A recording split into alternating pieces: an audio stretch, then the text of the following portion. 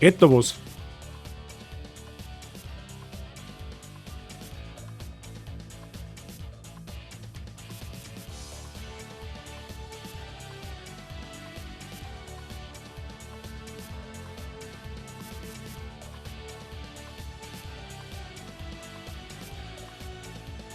So, grüß Gott beieinander. Mr. Price, Mrs. Semkrovive, Mr. Ungarius. Grüß Gott beieinander. So, wie geht's Ihnen? Alles fit? Ich hoffe doch. So, was haben wir jetzt da? Wifi im neuen Gewand, der Oscar hat jetzt Pause und habe die Ehre. Mrs. Wifi habe die Ehre. Ah, das sagt man ja da gar nicht. Nein, auf Twitch stürme ich schwer, dass ich sage, was für ein Gewand du hast. Wird schwierig. Wird schwierig, tatsächlich. So. Jetzt spielen wir ausnahmsweise einmal nicht Elden Ring, ja? Ich glaube, die letzte Woche haben wir mit Elden Ring nur Zeit verbracht. Spielen wir dann am Mittwoch weiter. Wo genau, weiß ich noch nicht. Heute spielen wir auf alle Fälle Assassin's Creed weiter. Wir haben ja immer nur 3 Namen auf unserer Liste, die wo von unserer versteckten Klinge getötet werden mengen. Jetzt schauen wir mal, wie weit wir die 2 Stunden, wo ich live bekommen. Der Plan war, dass wir halt die Namen, also die neuen Namen unter Dach und Fach bringen. Und dann meine kommt hintaus nur ein wenig Content, aber der meine füllt noch mal einen ganzen Stream. Also ich schätze mir, dass wir die Woche vielleicht mit Assassin's Creed 1 tatsächlich fertig werden. Ja? Aber da schauen wir mal, da machen wir uns keinen Stress. Ein bisschen frisch und auf später freuen. Ja, frisch ist bei uns auch ganz schön. Wir haben, glaube ich, gerade 3 Grad. Was sagt mein PC gerade? 2 Grad. Tatsächlich zapfig, das stimmt. Und wegen was freist du auf später? Gibt's was Feines zu speisen vielleicht? Hä? Nein, ich hab mein Profilbild geändert, aber das sieht man ja da herin nicht. Hab ich vergessen. Da schaue ich mal. Oh, fancy. Trifft's perfekt. Trifft's perfekt, Mrs. Semkrovive. Sehr schön. Gefällt mir. Da wollen wir die Tröte tröten. So. Also ich glaube, ich hab gestern die gerädertste Nachtschicht meines Lebens gehabt. Also ich war ja so dermaßen K.O. Es müsst ihr vorstellen, ich war von 11 Uhr Vormittag weg bis um halb 5 Uhr auf dem Tennisplatz. Dann bin ich schon dementsprechend K.O. heimgekommen und dann hat um 10 Uhr Nachtschicht an der Tür gelitten und gesagt, hey du Alter, du musst 8 Stunden arbeiten. Hey, ich war so tot heute in der Früh. Muss aber fairerweise dazu sagen, ich habe geschlafen wie ein Baby. Also ich war so gut nach einer Nachtschicht, habe ich schon lange nicht mehr geschlafen. Aber gut. Heute gibt's ordentlich Foodporn auf dem DC und gefiederten Pet-Content. Gefiederten Pet-Content? Kriegst du einen Vogel oder was? Oder hast du schon einen Vogel? Also, ich meine, einen Vogel hast du wahrscheinlich, wie wir alle schauen, aber was will man? Hast du ein gefiedertes Haustier vielleicht? Ist das im Bereich des Möglichen, Mr. Ungarius? Da darfst du gern, da verweise ich dir ausdrücklich einmal auf meinen Discord-Server, Mr. Ungarius. Dort gibt's einen Food-Channel, da darfst du es gerne mal reinposten und natürlich haben wir auch was für Haustiere übrig. Das darfst du natürlich auch auf meinen Discord-Server gerne mal posten, wenn du da Lust dazu hast.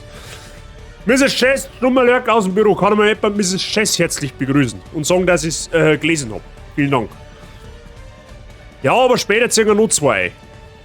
Okay, was sind's, Wellensittiche oder wie? Mr. Ungarius, für den Fall der Fälle. Da war mein Discord-Server. Schau mal drauf. Wenn's Bock hast.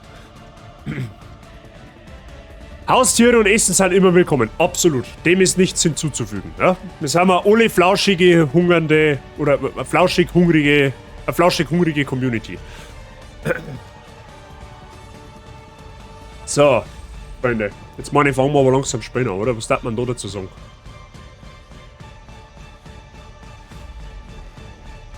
So.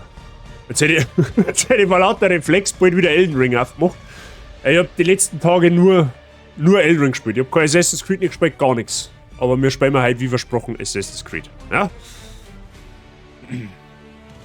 So. Spotify sogar schon. Wahrscheinlich Spotify. So, Klappe. Spiel Stadt schon im Hintergrund.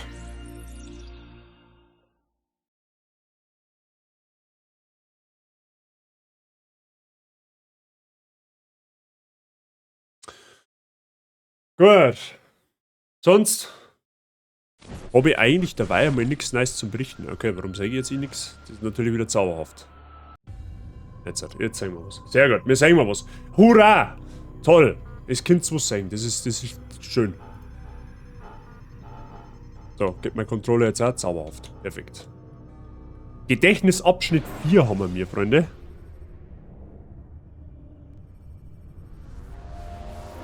Mach da noch schnell geschwind am Fenstermodus, weil sonst kann ich da nicht gescheit switchen. Jetzt geht's. Schon fertig? Aufstehen. Was immer Sie sagen, Doc.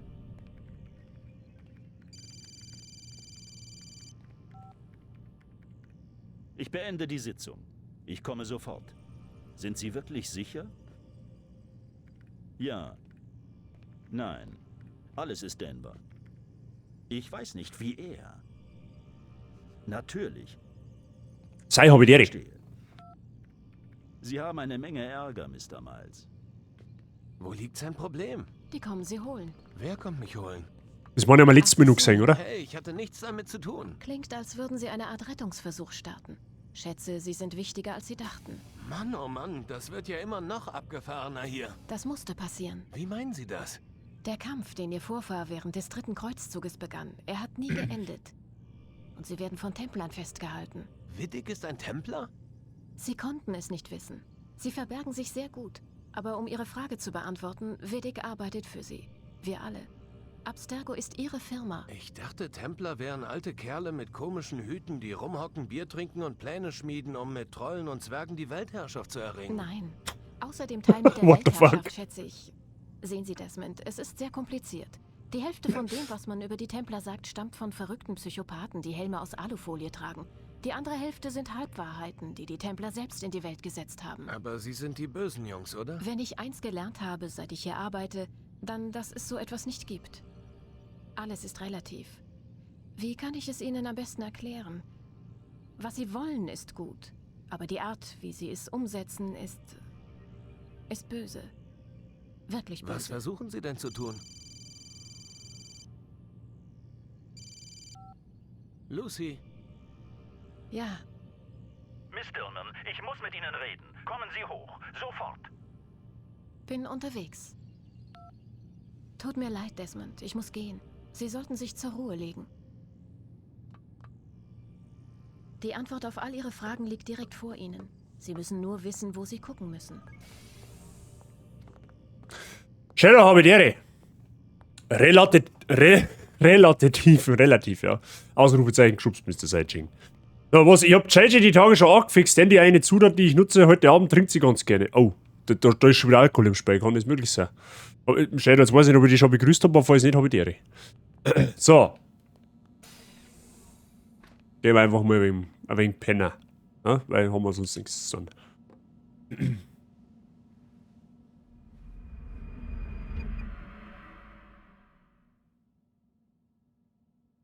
Der nächste Morgen. Da kommt uns heute einmal keiner aufwecken. Ja, toll. Ist aber schön.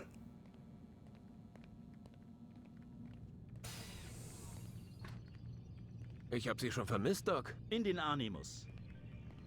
Ey, Shadow, ich bin immer der Inge. Weißt du schon, Gehirnzellen und so weiter baut ab mittlerweile. Aber jetzt schau mal gut zum Herrn, dass du schnelltesttechnisch schon mal negativ bist. So, was ist jetzt mit dir, du Grantelhuber? So, ich stell dir deinen Stift. Ich schieb dir einen Anschein am besten. Ein Kackstift! Jack Dennis wird zum Kochen genutzt. Jetzt war es halt interessant, was da der Mr. Chefkoch Herbert dazu sagen hat, aber der ist wahrscheinlich gerade entweder schlafen oder am Hackeln. Ich habe ihm jetzt den Stift glaubt, keine Ahnung, für was der gut ist, aber ich nehme den einfach einmal. Bis morgen haben wir einen Schnelltest-Freitest, das ist zauberhaft. So, kann man jetzt die mal auf dem Ohr schauen oder was ist jetzt da? Spielen Sie Nicht. keine Spielchen, Mr. Miles. Hinlegen. Ja, aber nur, ja, ist wurscht.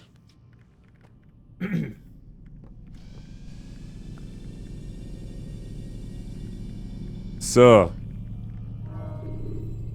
Fortsetzen. Fortsetzen. Kekse aber dere. Angriff kontern, ist Ihr Gegner.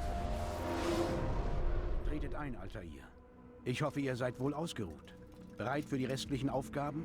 Das bin ich. Aber zuerst möchte ich mit euch reden. Ich habe Fragen. Dann fragt. Ich werde so gut es geht antworten. Der Händlerkönig von Damaskus brachte die Adligen um, die die Stadt regierten. Mascht ad-Din in Jerusalem verbreitete Angst und Schrecken, um das Volk zu unterwerfen. Und mich dünkt, Wilhelm plante, Richard zu töten und Akkon mit seinen Mannen zu verteidigen. Diese Männer sollten ihre Führer unterstützen. Stattdessen betrogen sie. Was ich nicht verstehe, ist warum. Ist die Antwort nicht offensichtlich? Die Templer wollen an die Macht.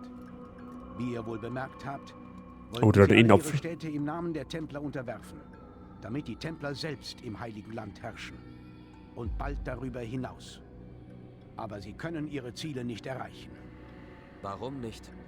Ihre Pläne sind abhängig vom Schatz der Templer, dem Edensplitter. Das ist der Ursprung allen Übels. Und ohne den Schatz können sie nicht auf Erfolg hoffen. Was ist dieser Schatz? Es ist die Versuchung. Es ist nur ein Stück Silber. Seht es an. Was soll ich denn sehen? Dieses Stück Silber hat Adam und Eva verbannt, hat Tauben in Schlangen verwandelt, das Rote Meer geteilt. Eris nutzte es, den Trojanischen Krieg zu beginnen. Und mit ihm hat ein armer Zimmermann Wasser in Wein verwandelt. Er erscheint recht schlicht für all die Macht, die ihr ihm zuschreibt. Wie funktioniert er?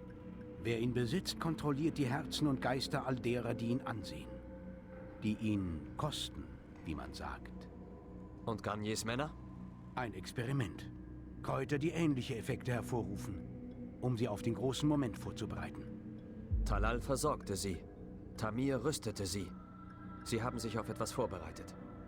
Aber was? Krieg. Und die anderen?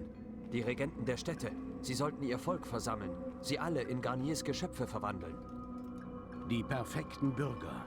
Perfekte Soldaten. Eine perfekte Welt. Robert de Sable darf es niemals zurückbekommen. Solange er und seine Brüder leben, werden sie es versuchen. Dann müssen sie vernichtet werden.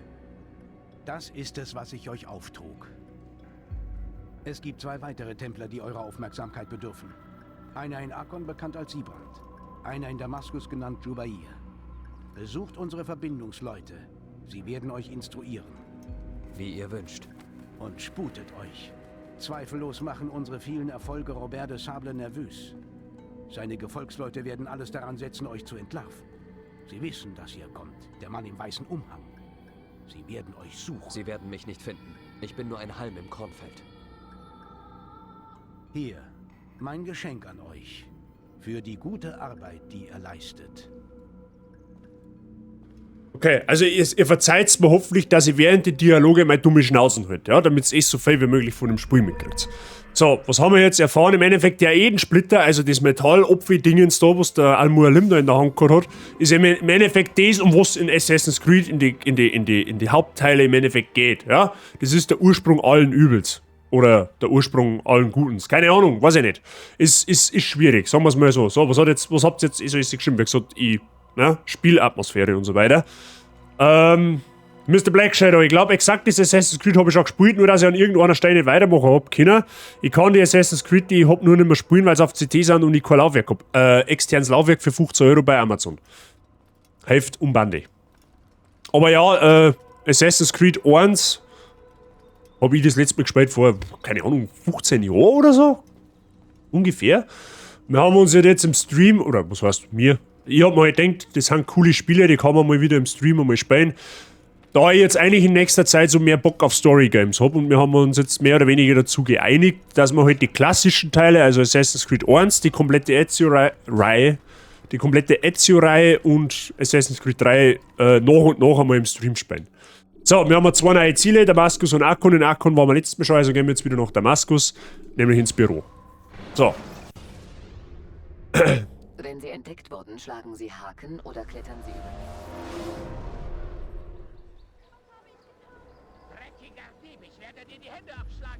So. Ich bin jetzt halt nicht, wie gesagt, das ist halt eine reine Geschmackssache. Ich bin halt nicht so der Fan von den neuen Assassin's Creed, ja. Bei Black Flag habe ich noch 3 oder 4 Stunden gespielt und dann bin ich ausgestiegen. Und seitdem habe ich nie wieder Assassin's Creed angelangt. So. Also für mich war noch Teil 3 Schluss. Der Held von Damaskus. Tretet ein, verweilt und berichtet mir von euren Abenteuern. Ich fürchte, dazu fehlt mir die Zeit. Ah ja. Seid ihr nun zu wichtig für mich? Das ist es nicht. Nein, nein, natürlich nicht. Wie kann ich euch dienen? Al-Mualem befahl mir, das Leben eines gewissen Jubair zu beenden. Ah, Salah al-Dins führender Gelehrter. Eine wunderliche Wahl, wenn ihr mich fragt. Aber wer bin ich, um des Meisters Willen anzuzweifeln? Er wird seine Gründe haben. Dann kennt ihr also den Mann? Er war jüngst sehr beschäftigt. Er organisiert die Gelehrten und schickt sie raus, um zu predigen. Und was predigen sie? Licht und Feuer, Läuterung der Sünde, apokalyptischer Unfug, wenn ihr mich fragt. All das Geschwätz von Wegen und einer neuen Welt. Was für eine neue Welt.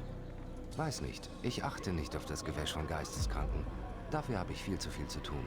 Nun gut. Ich mische mich unter das Volk und sehe, was ich in Erfahrung bringen kann. Wo schlagt ihr vor, soll ich suchen? Südlich von hier sind eine Akademie und ein Wachturm.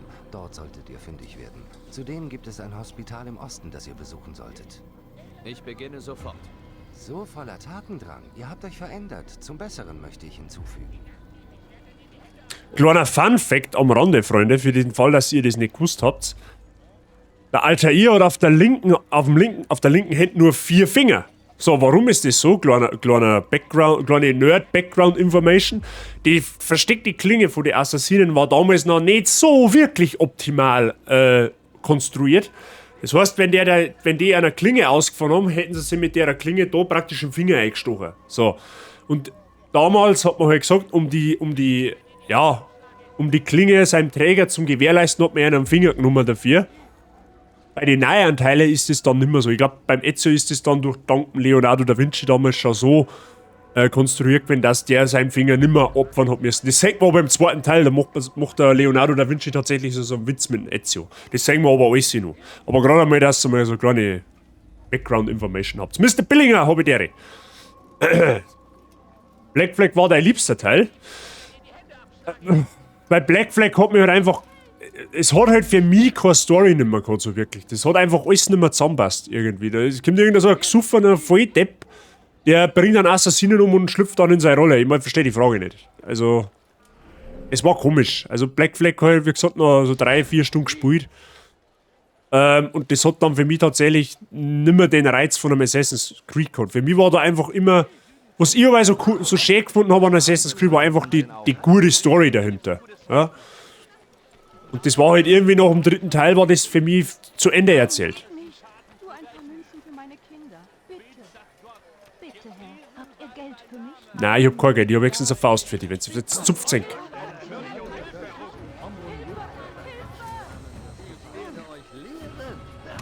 Ich jetzt ja kämpfen oder was?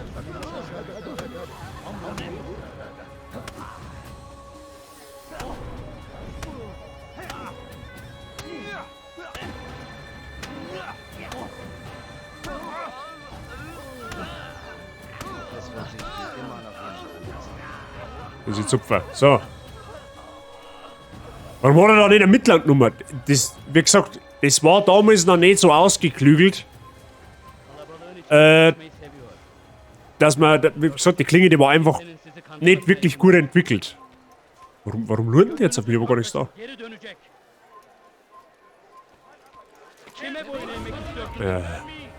Du bewegst.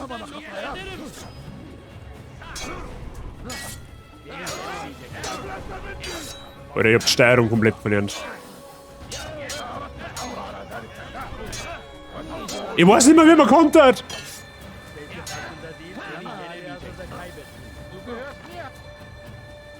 Ah, jetzt. Ah.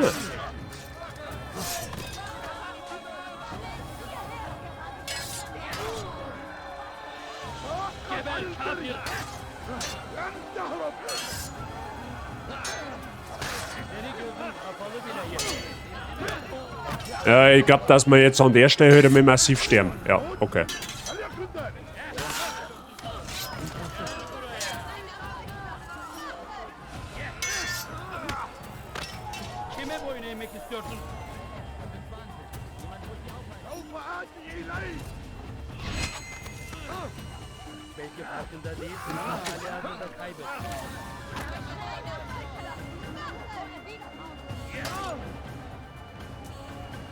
Geber Kafir!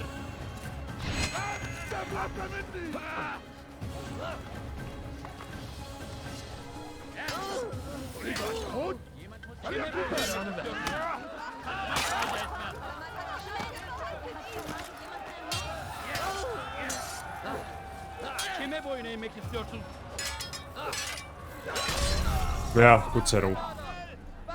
Gott sei Dank. Aber ich weiß gar nicht, warum die jetzt so triggert hat. Wir haben eigentlich überhaupt nichts da. Heimlich töten, indem sie ein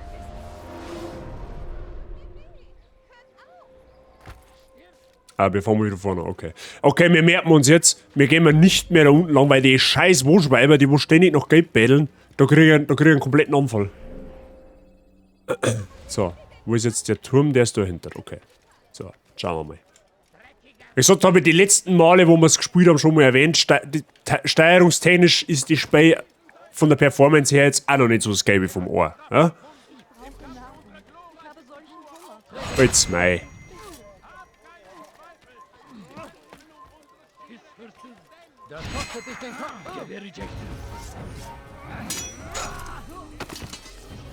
Gut. Da müssen wir auf, die 2 Schützen haben wir jetzt ausgeschaltet, die sollten uns jetzt eigentlich unseren Frieden lassen. Aber ich habe nicht gewusst, wieder was gelernt, danke dafür. Ja, wie gesagt, das ist mir jetzt gerade spontan so eingefallen, weil ich es gesehen habe, dass er nur 4 Finger hat und man denkt, das war vielleicht immer so eine kleine interessante Info für die, die das vielleicht nicht wissen. Wird aber, wie gesagt, tatsächlich im zweiten Teil relativ am Anfang sogar mal aufgegriffen und auch vom Leonardo da Vinci erklärt. Ja. Da macht er einen schönen Witz mit Ezio.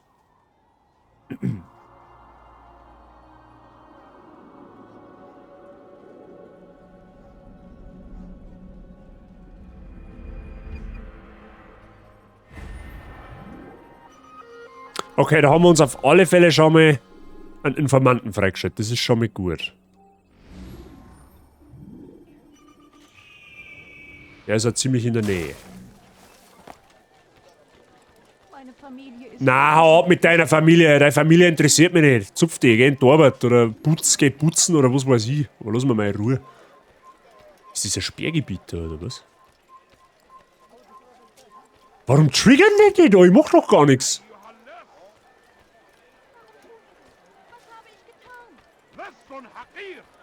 So, wo ist jetzt? Moment einmal. Wo ist denn der jetzt? Dachrennen, aha, dann wird er wahrscheinlich auf dem Dach rum sein. Vermute mal, ganz.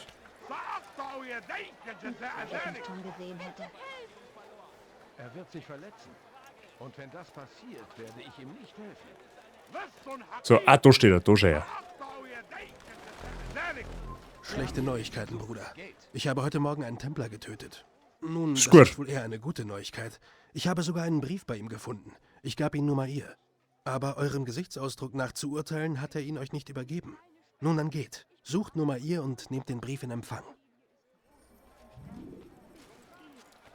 Also ich sehe jetzt da Vollgas einbreddern, oder was?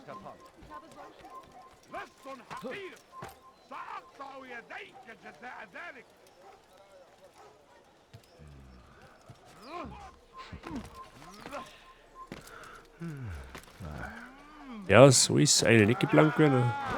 Nein, verpiss dich halt.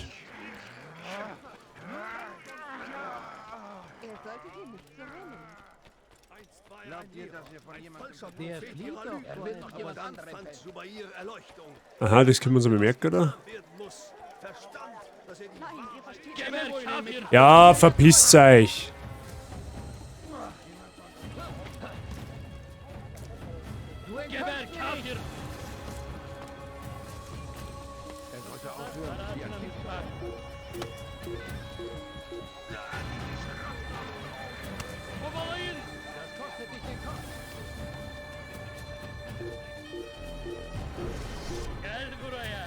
Toll, ich muss anonym sein.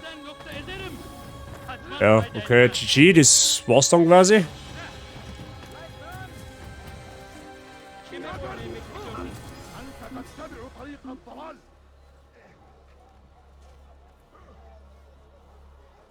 Wie konnte er nur entkommen? Ja, das kostet schaffen. Unmöglich. Okay. Oh je.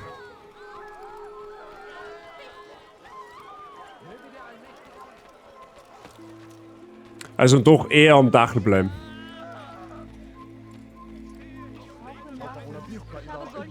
Ja, der Traum. Die Herrschaft über eure Seelen erringen wollten. Nur wenn diese Werke dem Gut, da haben wir zufälligerweise einen Informanten gefunden. können sie keinen Schaden mehr anrichten. Zubair sieht die Dinge so, wie sie wirklich sind. Er erkennt, dass eure Herzen und Seelen vergiftet sind. Er wird euch heilen. Verbannt alle Schriften aus euren Heimen und Schulen. Übergebt sie uns. Sie müssen vernichtet werden. Ja, genau, den müssen wir jetzt natürlich wieder nachrennen. Müssen wir ihm da noch nicht aufbotzen, damit ist ja auch nichts passiert. Geht und belästigt einen anderen.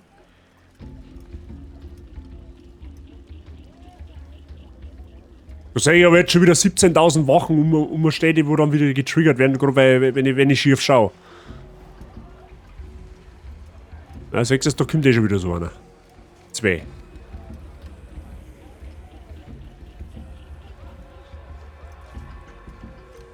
Da ist ein Raufbold, der wo sie einmischt. Ich bin arm und krank und hungrig. Flehe euch an. Ich bitte euch. Nur eine Kleinigkeit. Bitte eine milde Gabe. Bitte nur eine Gabe. Ich werde dem wohl ein Ende setzen lassen. Das ist nicht richtig.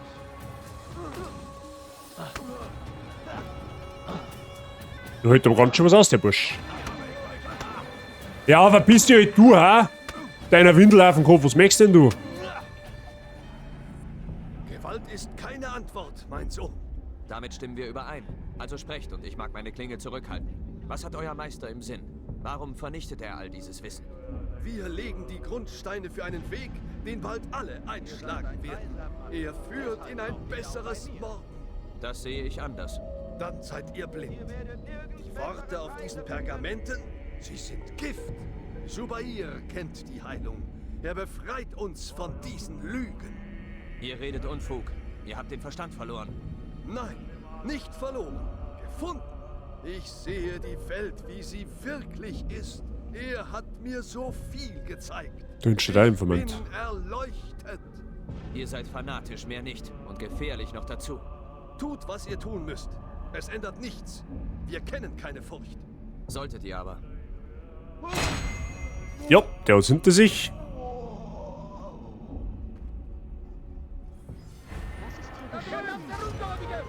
Das war so klar. Das war einfach klar.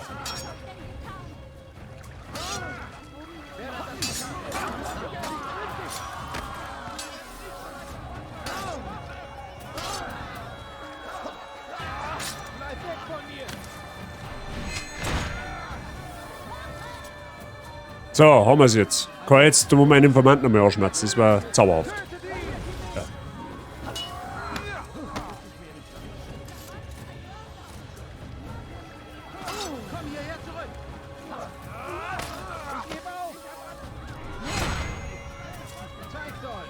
So, der ist jetzt.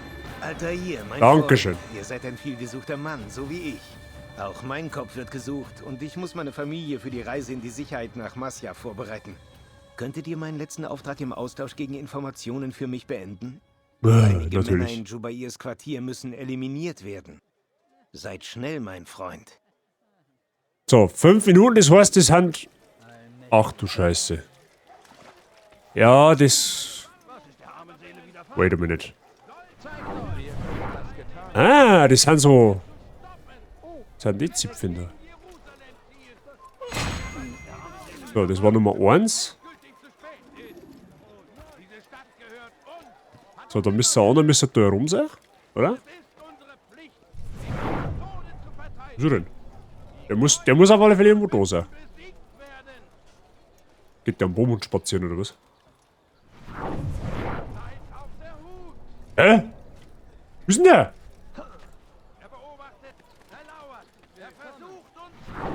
Ah, da hinten geht er. Da ist der.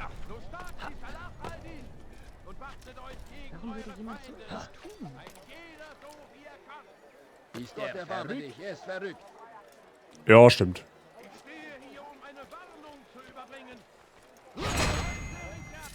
So, ich hab nichts da. Wir gehen jetzt da einfach weiter. So, dann müssen wir da hinten hin. Kattel, hab ich dir. Alles fit bei dir? Ah, der steht da. Der Zipfel mehr. Der hat jetzt wieder 7 Millionen Wachen. Ist eh klar. Geh du mal woanders hin. Geh du mal woanders hin, dann können wir da ganz in Ruhe unser Geschäft verrichten da. So, da interessiert es keinen mehr. Wir laufen einfach. Da haben wir überhaupt nichts da. Wir haben ein Fremdle. Ja? Freundliche Assassine aus der Nachbarschaft. So, da machen wir jetzt mal einen aus.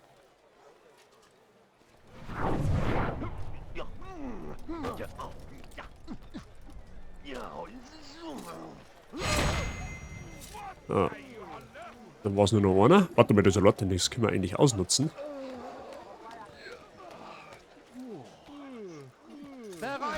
Oh, das war so klar.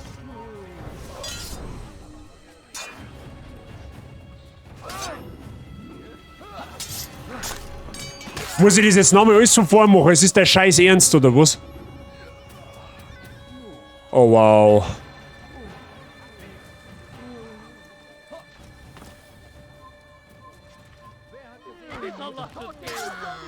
Ja, genau, schlitzt du die an, hast recht.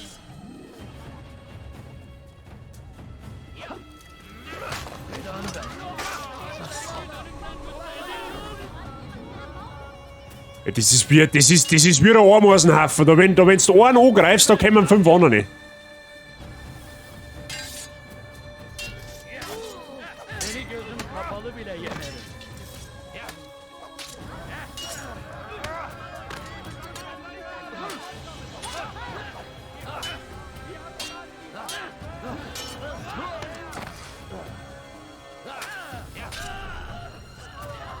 Okay. Also, wir dürfen nicht in den Kampf verwickelt werden, weil sonst bricht es scheinbar ab. Okay, alles klar. Wieder was gelernt. Gartler ist fit bei dir. Nur noch 17.000, ja? Bist fast am Ziel. Achso, das geht schon los, ja dann. Ich habe solchen Hunger. Ein bisschen Geld. So ein So. Wir kämpfen um unsere schiere Existenz.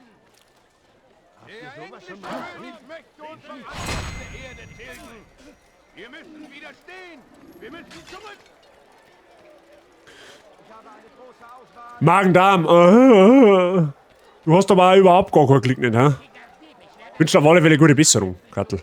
Bei mir ist soweit alles gut, danke. Alles im grünen Bereich. Ja, ich geh schon. Chill deine Prostata. Ist mir scheißegal, ich möchte nur die anderen da. Hab's nicht mehr. Der interessiert mich. Da, genau, den brauche ich. Da, Charlie, wie schaut's aus? Wo gehst du her? Da. Ist schon wieder weg. Alles gut. Alles gut. Ihr scheißt mich nicht an, ich scheiß Eng nicht an.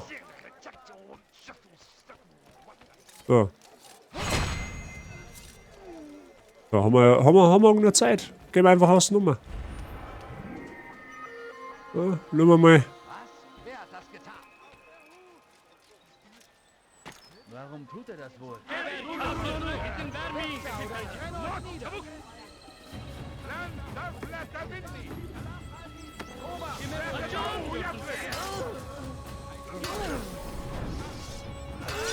Okay, jetzt fängt's voll langsam an mit zum Nerven, ehrlich. Jetzt bin ich langsam getriggert.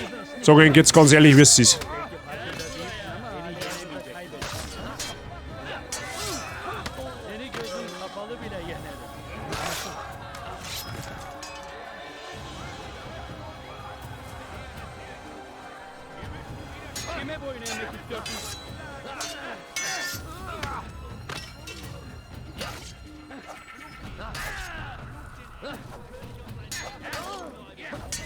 Solange du noch kannst. Beni yenemeyecek. Belki farkında değilsin ama halihazırda kaybettin. Beni yenemeyecek. Seni gözüm kapalı bile yenerim.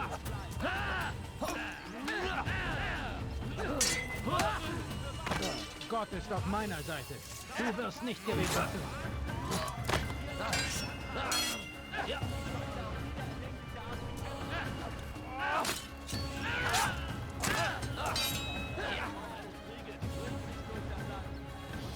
Kime boyun eğmek istiyorsun?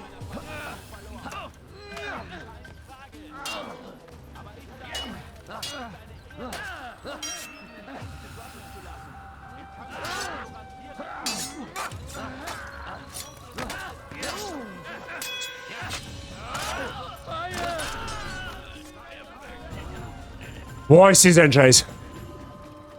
Normalerweise, was willst du jetzt machen? Ich stehe jetzt da an jeden ab, der wo da irgendwie im Weg umeinander steht. Weil es mir scheißegal ist. Vielleicht weißt du es nicht, aber deine Niederlage ist besiegt. Das ist reine Zeitverschwendung.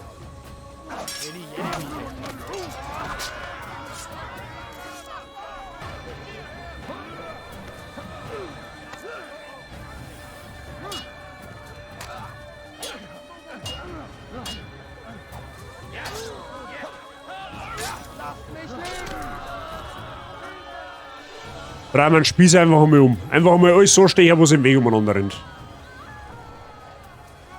Einfach reinholzen, genau so ist es. Weil jetzt schon langsam nervt es mich.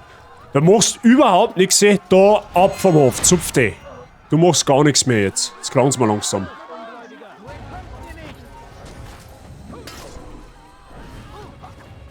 Er wird müde. Holt ihn euch.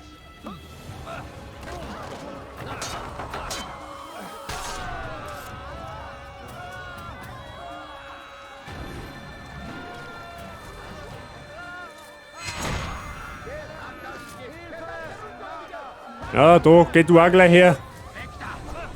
Da ist ja auch nichts passiert.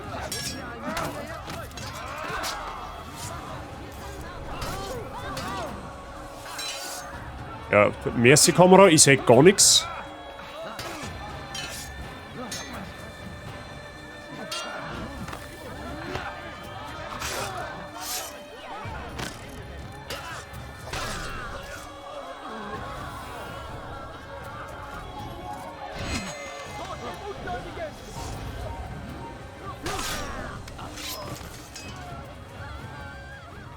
So, probieren wir es nur mal.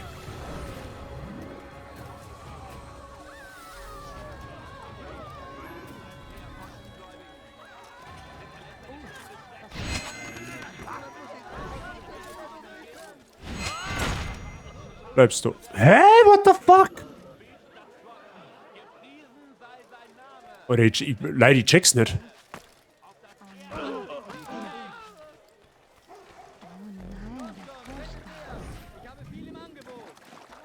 Oh je, wie konnte das nur passieren? So. Wo immer sie reiten, hinterlassen sie eine Schneise des Fleisch. Sie nennen es einen Kreuzzug. Ein Kreuzzug für was? Willkommen. Ich habe alles, was ihr... Wenn mir jetzt nochmal irgendeine so eine scheiß dumme Woche ausspringt, dann flippe ich aus. Ohne Witz. Nein, geht nicht. Nur ein paar Münzen für meine Kinder. Bitte. Solch ein Mann. Es gibt unglaublich. Also, halt das, Moment mal. Das ist ja...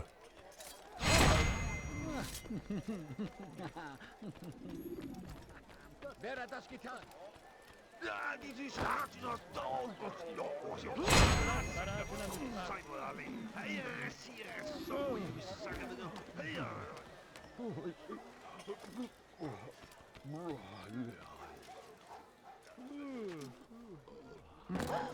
Hat er seinen Verstand verloren?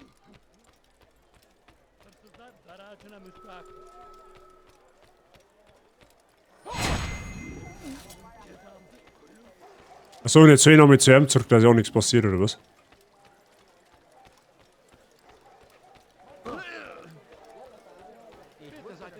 Meine Familie ist groß und Ja, Gott sei Dank.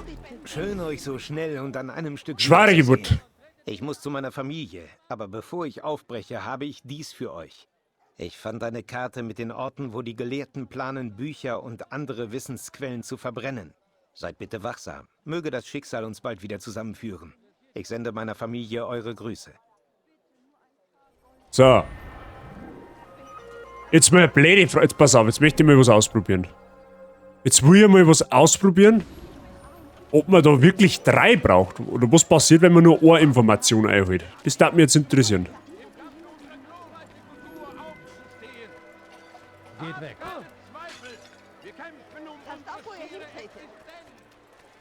Das würde mich jetzt interessieren.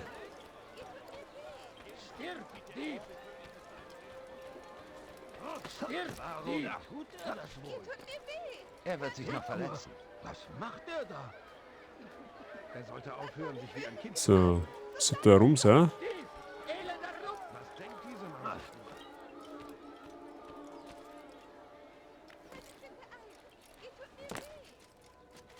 Schauen wir. Ein zweifaches Willkommen. Habt ihr gefunden, wonach ihr suchtet? Noch nicht, Rafik. Aha, okay. Ach so. Steht ihr vielleicht unter dem Einfluss von Drogen? Nein. Weshalb sagt ihr sowas? Es ist nur, weil sich euer Ziel offenbar im Gelehrtenbezirk befindet und ihr hier durch meine Gemächer stolpert. Ich stolpere nicht. So defensiv. Aha, okay. Fühlt ihr euch verfolgt? Ein wenig durch den Wind? Ich werde jetzt gehen. Haltet den Geist und den Körper rein, Altair. Haltet der Versuchung stand. Okay, man muss quasi 3 Sachen machen. Okay, alles klar. Hätte ja sagen können. Man ist ja experimentierfreudig. So, einen haben... Wobei, Moment einmal, das war eh schon die zweite Info, oder? Dann haben wir doch vorher den anderen Idioten da verhauen. Habt ihr etwas zu sagen? Bitte nur ein paar Goldstücke, bitte. Eine kleine Spende. So, ja, und da müssen wir halt schauen, dass wir das Dach rennen, dass wir da auch nicht erwischt werden. Jetzt bei so Nacht. Ich bitte euch, nur eine kleine. Ah, da geht's auf wie. Seltsam. Warum tut er das? Kommt nicht mehr. So, jetzt müssen wir schauen. Dürft ihr nicht passieren. Ja, ich gehe ja schon. Chill.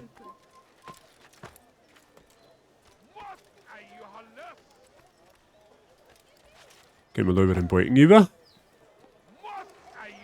Kann er nicht. Altair, du enttäuscht mich.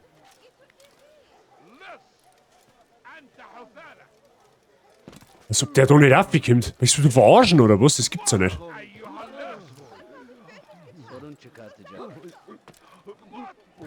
Kommt da auch auf?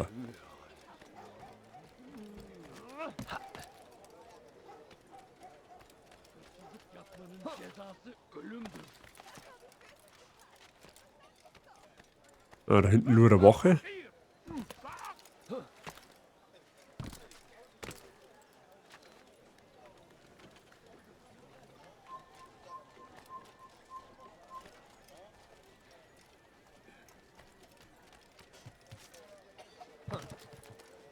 Oh, das wird aber schon wieder zeitlich sehr, sehr eng. Vor allem, weil du auch schon wieder so... Wie soll ich denn da auf die... Wie soll ich das auf die Zeit machen? Das geht doch gar nicht. Ich darf nicht einmal eine Woche triggern.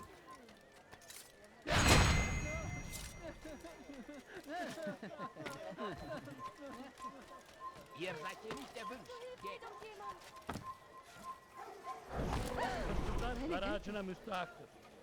Boah, Alter.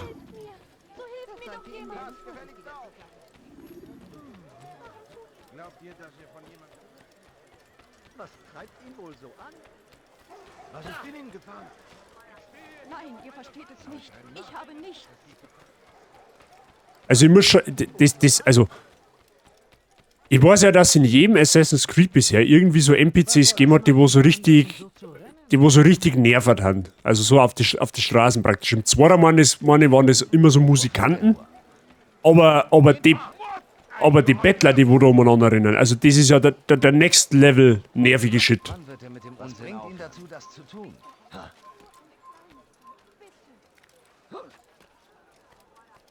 Ja gut, aber rein theoretisch, jetzt pass auf, ich kann jetzt eigentlich so laufen, wie ich gekommen bin.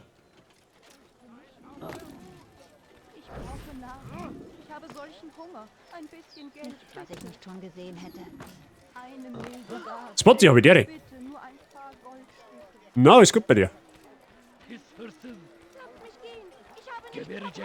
Warum rennt er? Wie im richtigen Leben. Das ist brutal. Ich hab das... Ohne Scheiß, ich hab das Spiel nicht mehr so penetrant in Erinnerung gehabt. Ehrlich nicht.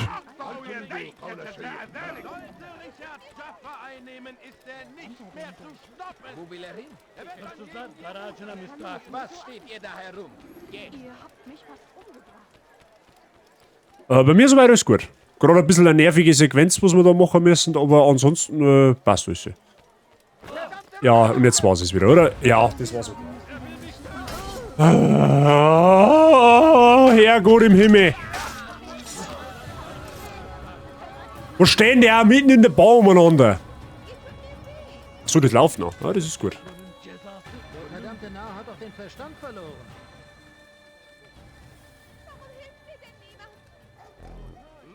Alter, ihr, hier, nehmt dies. Ich habe überall nach euch gesucht. Jetzt kann ich endlich zurück nach Masyaf. Zum letzten Mal habe ich meine Hilfe angeboten. Wir meine, haben wir jetzt sogar alles, oder? Jubia ist in der Madrasa. Ja, wo soll immer das ist. Kann ja von mir aus der Chor bleiben. Auf Zeit ist immer nervig, ja. Ich glaube, wir haben jetzt 2 Missionen auf Zeit gehabt. Und bei der einen hast du nicht einmal irgendeine Woche triggern dürfen, weil sonst ist die Mission gescheitert gewesen. Das heißt, Mission, die Aufgaben, mehr oder weniger so Informationen zum Sammeln. Wovor flieht er nur? Aber gut, wir kommen unserem Ziel. Ich stiche jetzt nicht ab, weil sonst kommen wieder 700 Wochen daher. Zumindest haben wir jetzt schon mal bei Attentatsziel Nummer 1 vom 2, wo wir haben. Das ist ja schon mal viel wert.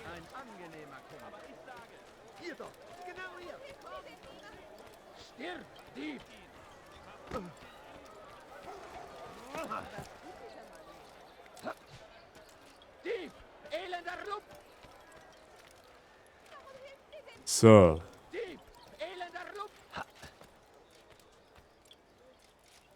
Ihr wagt es in meinem Beisein zu stehlen. Gut. Was gibt es Neues? Ich habe viel über meinen Gegner erfahren. Teilt euer Wissen. Jubair ist besessen davon, die Stadt von all ihrem Wissen zu bereinigen. Ein schreckliches Verbrechen. Darum will Al-Mualem ihn beseitigen.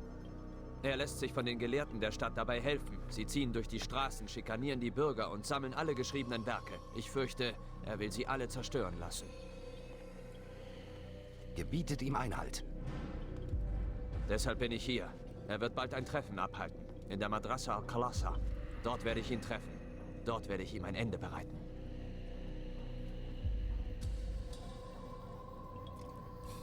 Okay.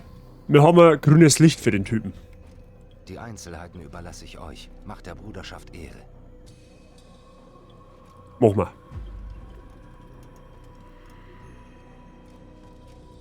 Spule vor zu aktuelleren Gedächtnisabschnitten.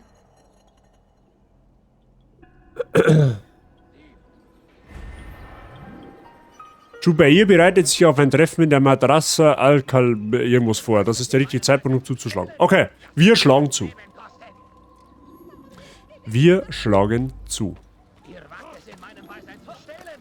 Das wird euch das Leben kosten. Zieht der englische König mit seinem Heer von Ungläubigen und hinterlässt eine Spur des Schreckens.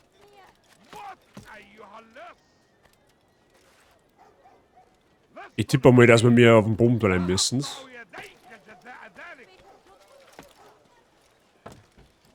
Geht schnell. Ja, ich gehe. Und tschüss dann.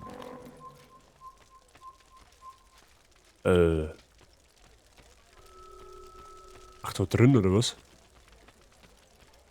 Ja, das ist die falsche Richtung auf jeden Fall.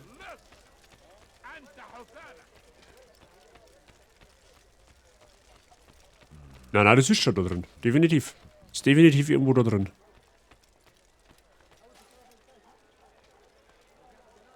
Aha, ich soll quasi jetzt da einen Weg da reinfinden. Okay, ja gut. Er wird Ärger verursachen.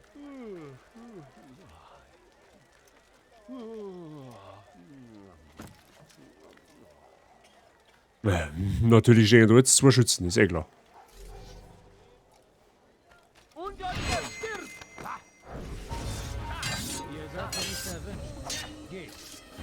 Fall du da mal runter, ja genau. Wo versteckst du dich? Da ist er ja. Er kann nicht weit sein. Zipfjahren. Ah, da darf ich jetzt nur eine, wenn ich anonym bin. Wer hat das getan? Sag, ich krieg dich. Du kannst mich nicht verstecken. Oh nein. Gut, dass da so ein Garten in der Nähe war.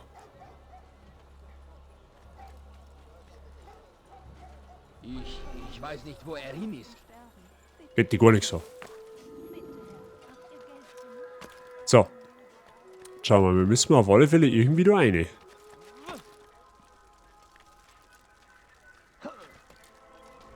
Ah ja, schaut gut aus.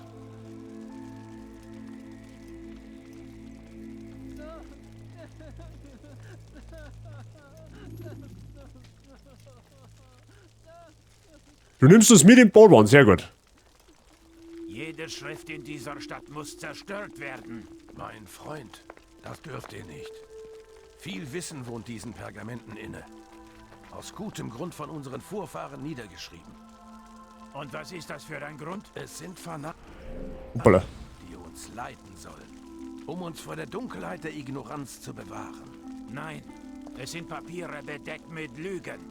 Sie vergiften euren Verstand.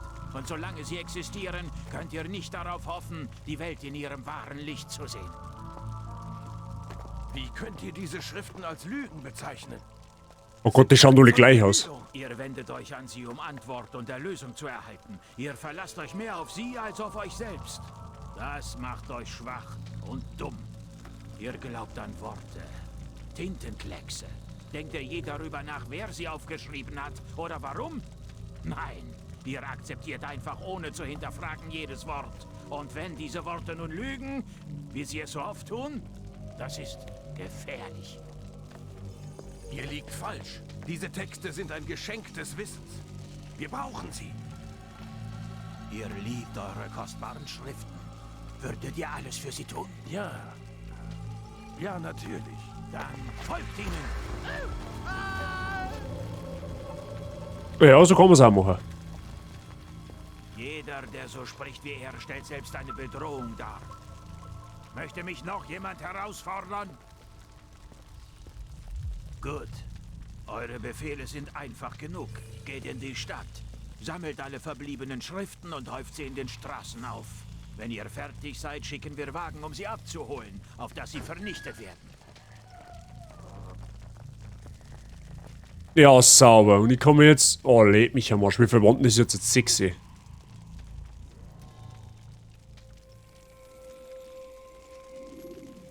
Ja, wie wir auf der Karte sehen, haben wir einen Haufen Attentätsziele. Wir müssen jetzt zufällig den richtigen finden, oder was? Jupp. Schaut so aus. Oder war eh gleich der Erste?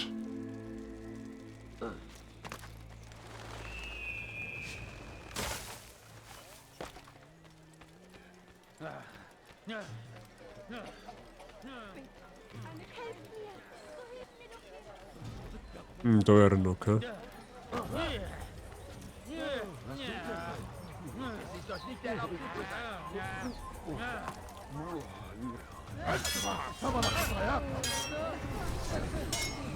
Der hat mir auch scheiße, wenn ich jetzt gleich den richtigen habe.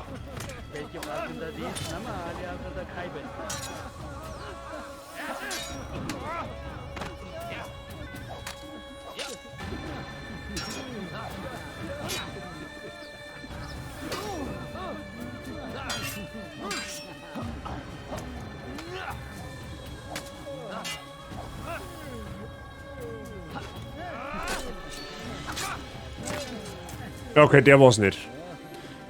Der war's auf jeden Fall nicht. Okay.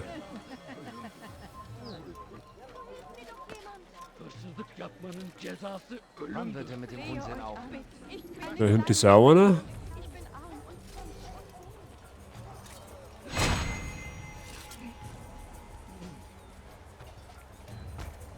Schauen wir, vielleicht kommt da einer raus. Okay, oder auch nicht.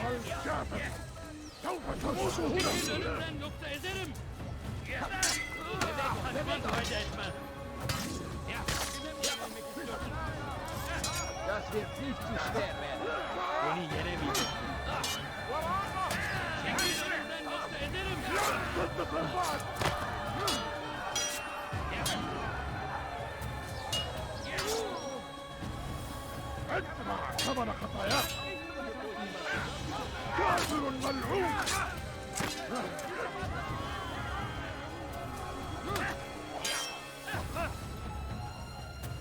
كافر أنت تتبع طريق الضلال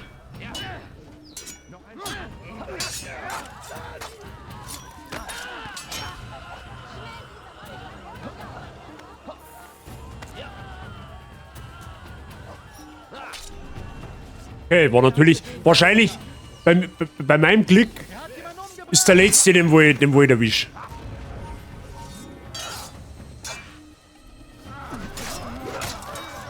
Aber Gott, und da hat sie mir nicht helfen.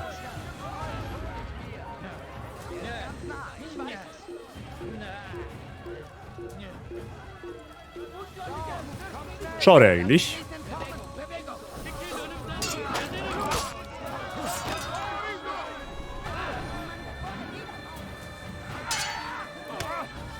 Ah, der kommt ja gleich raus. Das ist gut für uns.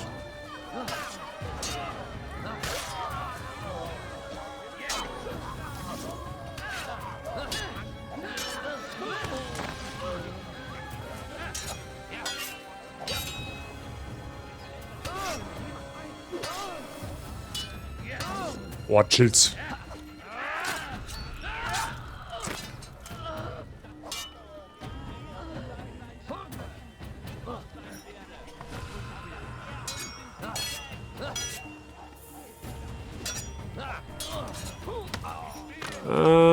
Kannst du vielleicht der Richtige sein, ha? Na, ist es auch nicht.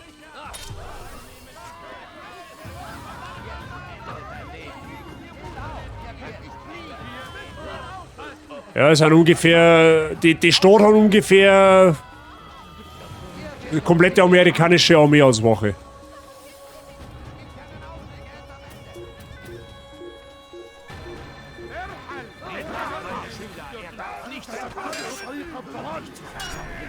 Das war er. Das war er.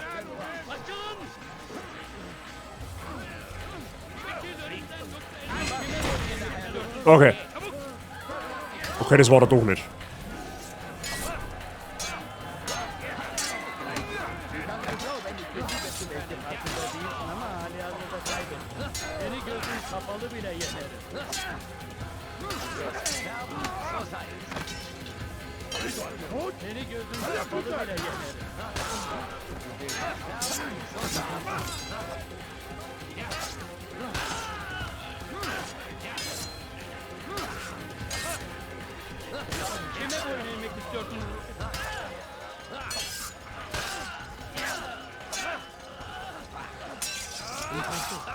Das Schwert macht irgendwie mehr Sinn, habe ich so das Gefühl. Ja, was ist jetzt? Hä? Was ist jetzt? Füllen Sie Ihren Vorrat.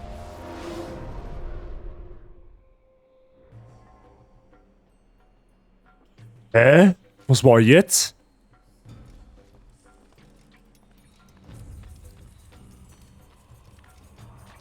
Hey,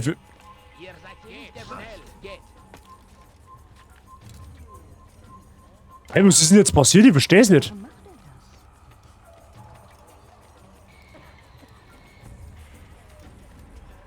Aber das war auf alle Fälle einer von denen, den da erhindert.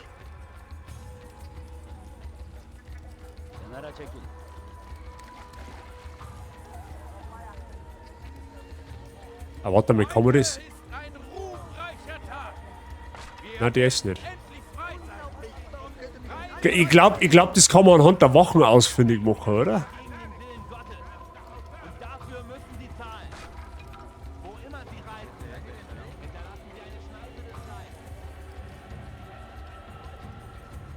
Nein, der ist ja nicht.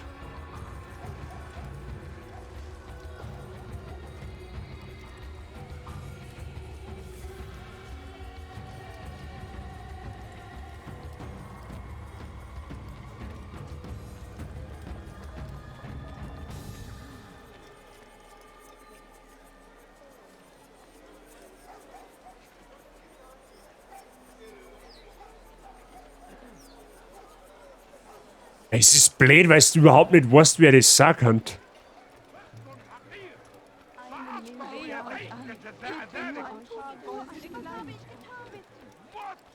Bürger, bringt eure Schriften. Werft sie auf den Stapel vor mir. Sie zu behalten wäre Sünde. Erkennt und versteht die Wahrheit in meinen Worten. Befreit euch von den Lügen und Irrlehren der Vergangenheit.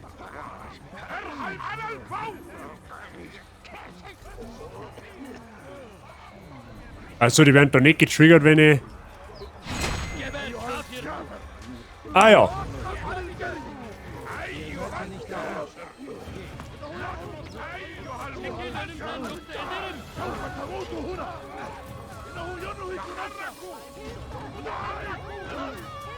Oh, die Leid.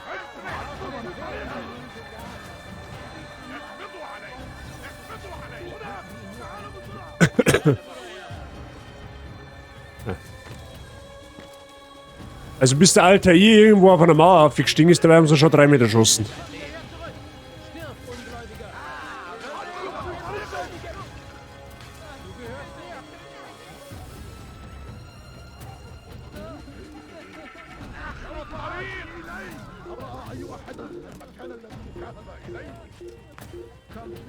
Natürlich wieder kein Garten und nichts in der Nähe, ich sag noch.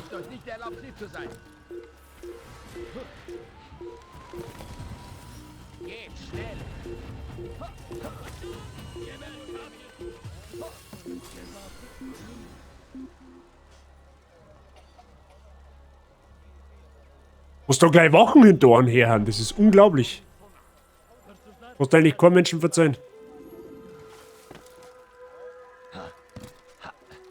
Oh.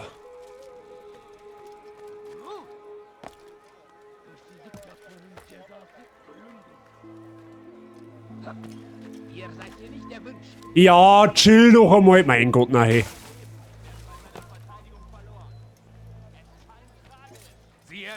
Euer Leben ist verwirrt. Jemand muss sie aufhalten.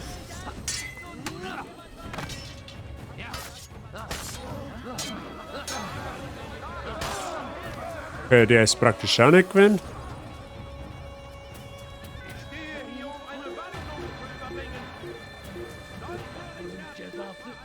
Geht weg.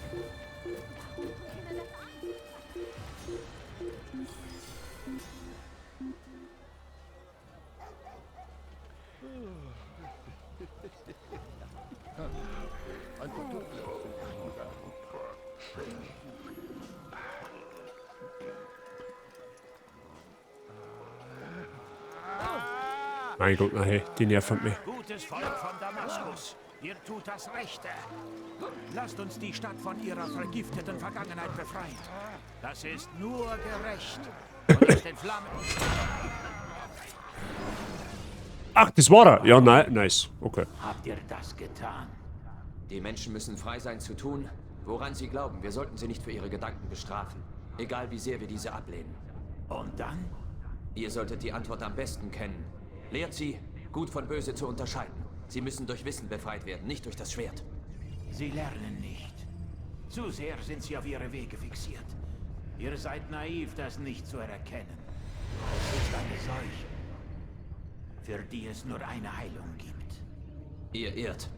Und deshalb müsst ihr ausgeschaltet werden. Bin ich nicht wie diese kostbaren Schriften, die ihr retten wollt? Eine Quelle des Wissens, das ihr aber ablehnt. Trotzdem zögert ihr nicht, mein Leben zu nehmen. Ein kleines Opfer, um viele zu retten. Es ist unerlässlich. Sind es nicht alte Schriften, welche die Kreuzfahrer inspirieren, die Salah al-Din und die Seinen mit gerechtem Zorn erfüllen? Ihre Schriften gefährden andere, führen den Tod in ihrem Banner. Auch ich war bereit, ein kleines Opfer zu bringen. Das ist nun ohne Belang. Euer Werk ist getan. Und so das meinige. Ja, Herrgott, Seele, Gott sei Dank haben wir den Typen. Ist das was Nerviges gewesen jetzt? Ja, blurig ist ihm. Ah, perfekt, das kleine Lord dann noch zum Pflichten, das ist perfekt. Tötet ihn! Fasst ihn! Fasst ihn!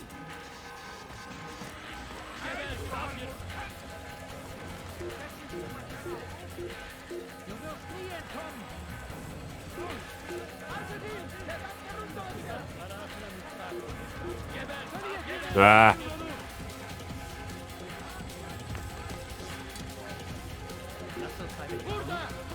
Ah ja, okay, alles klar.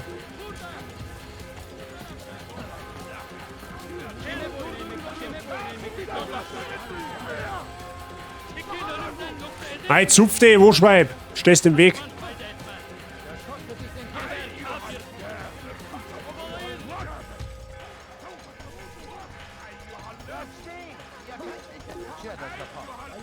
Es gibt's ja nicht. Du laufst von einem Ding zu dem nächsten und immer ist irgendeine Wache da. Jetzt halt.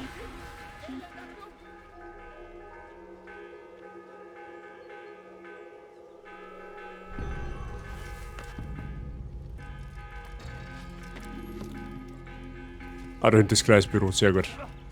Perfekt.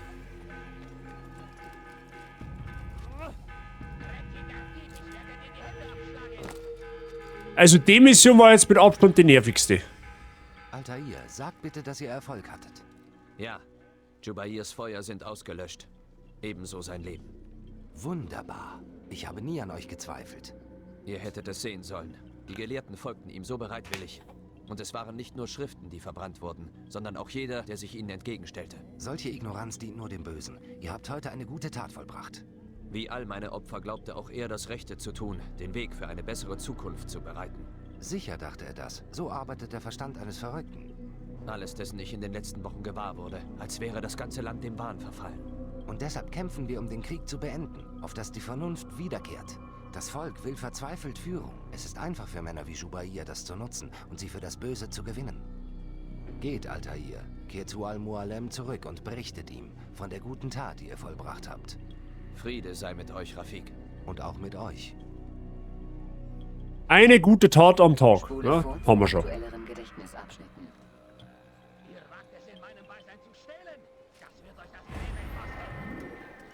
So, jetzt nicht wieder verdrucken. Nicht, dass wir den ganzen Weg wieder rennen müssen. So.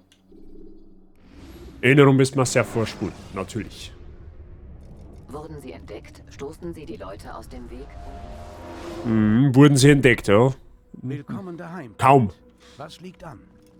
Ein weiterer wurde zur Ruhe gelegt. Dann scheint es, euer Werk ist beinahe vollbracht. Und euer Rang wiederhergestellt.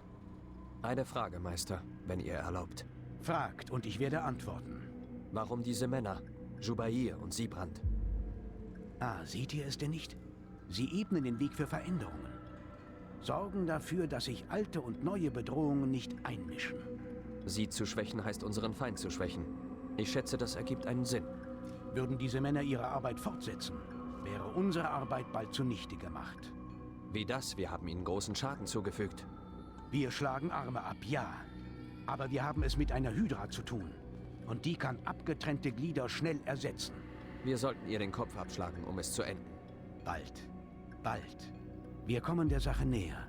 Nur ein Mann steht noch zwischen uns und dem endgültigen Sieg. Dann gehe ich ans Werk. Je eher dieser Letzte erledigt ist, desto eher treffe ich unseren eigentlichen Feind. Bevor ihr geht, habe ich eine Frage an euch. Und wir sind Neine? Was ist die Wahrheit? Wir glauben an uns selbst. Wir sehen die Welt, wie sie wirklich ist und hoffen, dass es eines Tages alle Menschen erkennen werden. Und was ist die Welt? Eine Illusion. Wir können uns hier hingeben, wie die meisten, oder sie hinter uns lassen. Was heißt hinter uns lassen? Zu erkennen, dass nichts wahr und alles erlaubt ist. Dass kein Gott Gesetze diktiert, sondern der Verstand. Jetzt begreife ich, dass unser Credo uns nicht anleitet, frei zu sein. Es heißt uns, weise zu sein. Seht ihr nun, warum die Templer eine Bedrohung darstellen? Während wir die Illusion zerstreuen, benutzen die sie, um zu herrschen. Ja, um die Welt so neu zu formen, wie es ihnen passt. Deshalb entsandte ich euch, um den Schatz zu stehlen. Deshalb halte ich ihn unter Verschluss. Deshalb müsst ihr sie töten. Solange auch nur einer überlebt, überlebt auch ihre Idee von einer neuen Welt. Nehmt eure Ausrüstung, sucht den letzten Mann. Nach seinem Tod wird Robert de Sable zumindest verwundbar sein. Es wird geschehen. Frieden sei mit dir, Altair. Hey, aber ich hab gedacht, das sind 9, die wir umbringen müssen. Wir haben ja jetzt erst 8. Oder habe ich mir verzeiht? Das kann natürlich auch durchaus möglich sein.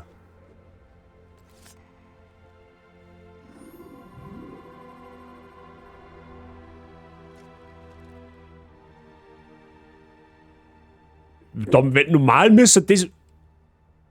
Normal, also ich hätte meinen, der hat vorher gesagt, 9 Namen stehen auf der Liste. Und ich glaube aber, dass wir jetzt erst 8 haben. Also mit dem jetzt, das Ziel jetzt ist der 8. Hätte ich jetzt gemeint. Aber okay. Ich kann mir auch verzeihen, um Gottes Willen. Fuck, so ein paar nicht nur gut mit dem Bart im Hintergrund. Mr. Seitsching, ich bin mir jetzt nicht sicher, ob ich das als Kompliment oder als Beleidigung auffassen soll, dass du während meinem Stream einpennst. Aber ist eh recht, wenn's wieder fit bist. So, haben wir noch ein Ziel in Akkon. Greifen Sie weit entfernte Ja, das kann auch sein. Mal ein kurzer, da habt ihr jetzt mit Sicherheit auch nicht drauf geschaut. Ja, also, vorhin habe ich gesagt, dass der Altair ja an seiner linken Hand nur 4 Fingern hat. Ja, weil versteckte Klinge und so weiter, ist so tricky gewesen zur damaligen Zeit. So. Und jetzt passt es Obacht. Jetzt dürft ihr da nicht die Synapsen ein bisschen anstrengen. Der Al-Mualim, also sprich unser Capo, sprich der Schwarze von gerade eben, der hat an beiden Händen 5 Finger. Seid gegrüßt, Altair. Was gibt's? Al-Mualim nannte einen weiteren Namen. Dieser lautet Siebrand. Ich kenne den Mann. Er ist der neue Magister des Deutschen Ordens, residiert im venezianischen Viertel und ist der Hafenmeister von Akkon. Ich gehe sofort ans Werk. Ihr solltet euch auf die folgenden Orte konzentrieren. Die Docks im Osten zwischen den Schiffen und Mannschaften. Die Kapelle im Nordosten bei der Kreuzung, die den Hafen überblickt. Und der Norden vor dem Johannestor. Das ist sehr hilfreich. Vielen Dank für euren Rat. Altair. Ja, Rafik? Ich muss mich wohl entschuldigen. Wofür? Dass ich euch nicht gänzlich vertraut habe. Nein, es war mein Fehler. Ich stellte mich über unser Credo. Ihr schuldet mir nichts. Wie ihr wünscht, mein Freund. Geht in Frieden. Also ein Geschäftelhuber. Mrs. Wifey, wer weiß. Ja, aber... vielleicht ist da was im Busch. Nimm es als beides. Negativ, Alter, du spinnst, du schluss bei meinem Streamer und positiv schön, dass du bei meiner sanft rauen Stimme einhängen kannst. Ja gut, das ist der, okay, das meine ist ein Mix aus beidem, ja, okay. Du hast aber eigentlich eh nicht wirklich viel versandt, außer ein paar nervige Missionen. So, wo sollten wir jetzt hier, da, das schaut aus, wie wenn wir da her müssen. Und dann schauen wir mal auf den Vogelpunkt drauf wieder.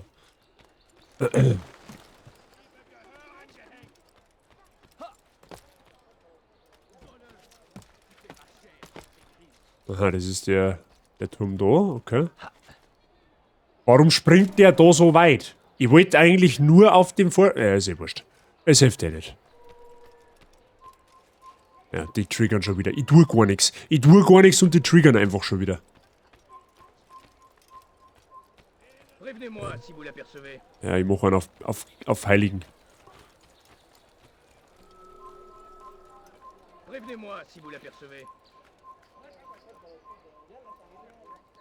Jetzt geht's dann wieder zur Masseuse, zum Weiter... Ja, ist mir schon klar, dass ich nicht da sein darf. Ich bin aber jetzt da und du fliegst jetzt dann gleich von dem Dachel runter, gell? Oder ich flieg von dem Dachel runter. Ist mir auch recht, okay.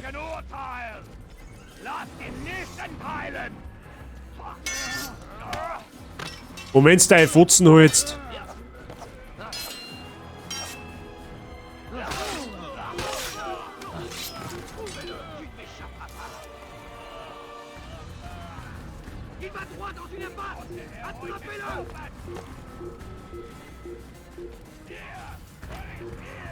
Immer kurz vorm Versteck.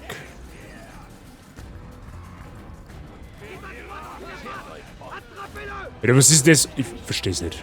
Ich versteh's einfach nicht. Kann ich nicht verstehen.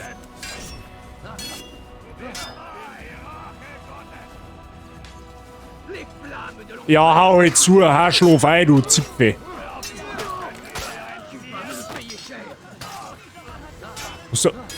Unglaublich, was da machen können. Ja, das ist ein Mörder. Du stehst einfach mit 10 Wochen um mich rum.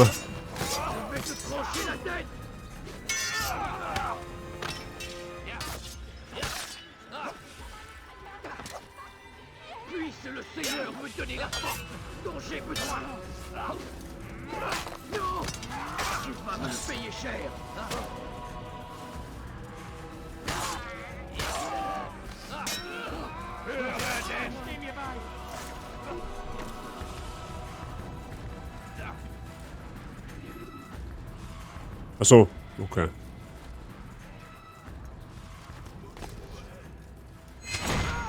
Damit sie auch nicht noch mehr aufstehen.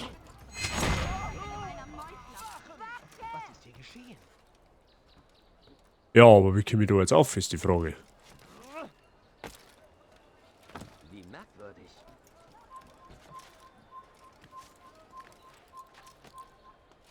Schert euch fort! Ja, ich gehe ja schon, chillt. So, aber wie komme ich da jetzt auf, ist die Frage. Gardez l'œil ouvert. Si vous l'apercevez, ne le laissez Was ist denn da aufgekommen?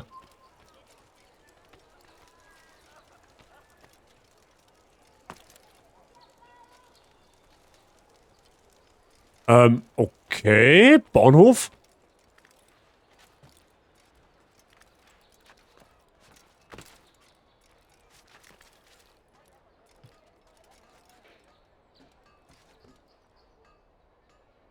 Vielleicht von der Seite. Mal schauen.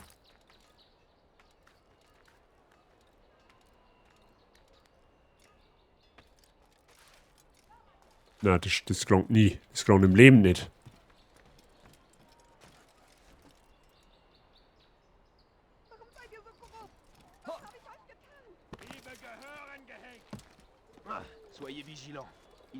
Das kann gehen. Das kann gehen. Okay. Si vous l'apercevez, ne le laissez pas s'enfuir. Da gibt's einen einzigen Punkt, bis du aufkommst. Okay. Alles klar.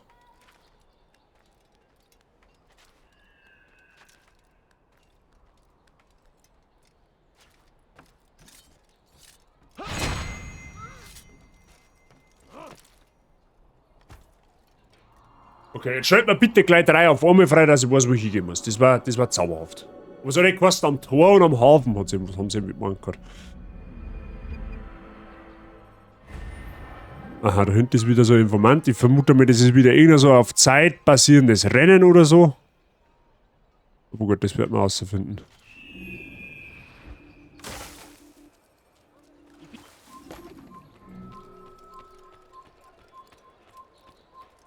Hä? Bist du jetzt gerade noch... Ah, da ist er Lotte, okay. Kommt nicht näher. Ja, ich gehe ja schon. Geh schon, chill. Ich hörte, ihr erkundigt euch nach Siebrat. Also klar, dass es wieder auf Zeit geht. Herausgefunden, dass euch bestimmt noch kein Glück gehabt, wie? Sucht weiter, Altair. Irgendwann werdet ihr ihn finden. Sind überhaupt da? Achso, den Informanten. Okay.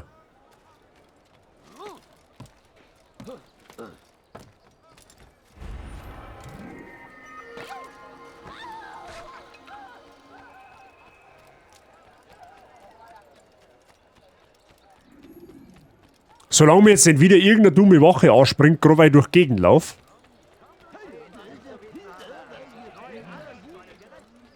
Wovor flüchtet er nur? Ich flüchte gar nicht. Oh, die triggern wahrscheinlich wieder. Habt ihr Interesse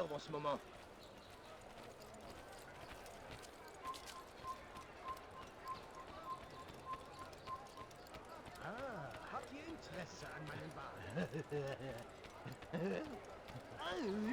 Steht wahrscheinlich da oben. Bingo. Friede sei mit euch. Wow, das ist erstaunlich unkompliziert gegangen. Ich habe diesen Brief gestohlen. Lest ihn. Hoffentlich nützt er euch. Nachforschung beendet. Ja, toll. Okay. Was am Hafen haben sie gemeint, oder? Das ist dann da praktisch irgendwo. Und im Norden. Norden ist bekanntermaßen oben. Irgendwo an dem Tor. Ja, dann gehen wir mal da her, hätte ich gesagt, weil das schaut mir schwer nach Hafen an. Das da. Ja, oder wir nehmen gleich den da. Ah, nehmen wir erst mal den. Wer weiß.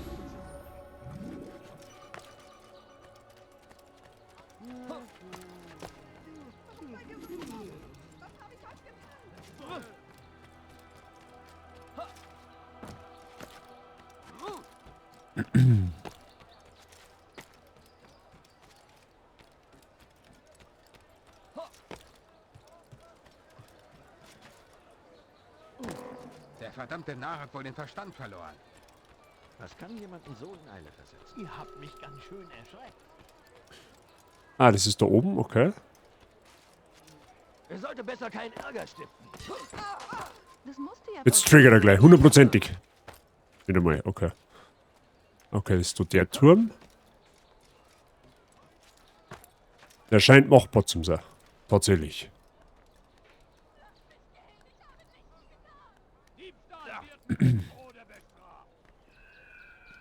Gut, vielleicht ist dieser Durchgehauen nicht gewesen.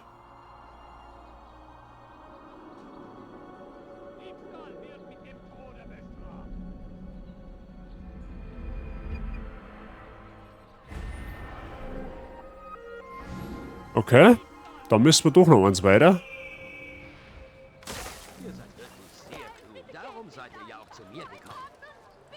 Aha, ja gut, okay. Das war klar, dass du jetzt Wachen stehen.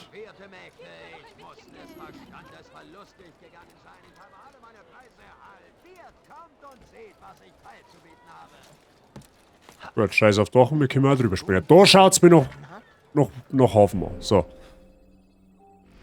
Nehmen wir mal den Turm dahinter. Das ist wahrscheinlich der. Okay.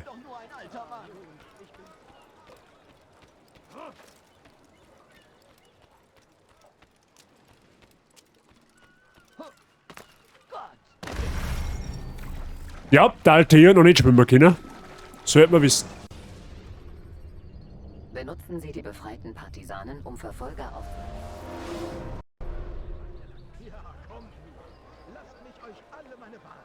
Also jetzt sehe ich schon mal, ich muss den ganzen Weg daher wieder laufen.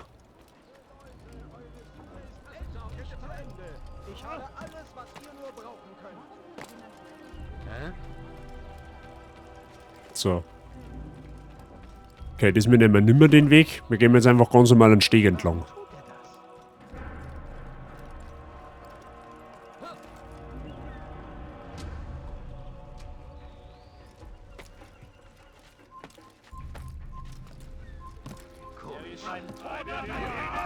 Ja, war klar. Gerade wo ich das Beten anfangen wollte. Ist eh klar. Hey, pass mir auf.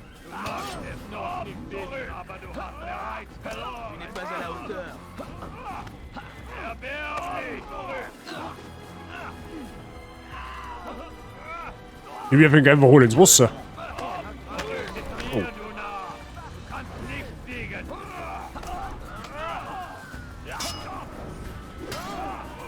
Nein, nein, nein, nein, nein! Das Spiel ist nervig! Lassen Sie sich Zeit. Durch langsam... Oh Gott, bin ich froh, wenn das um ist.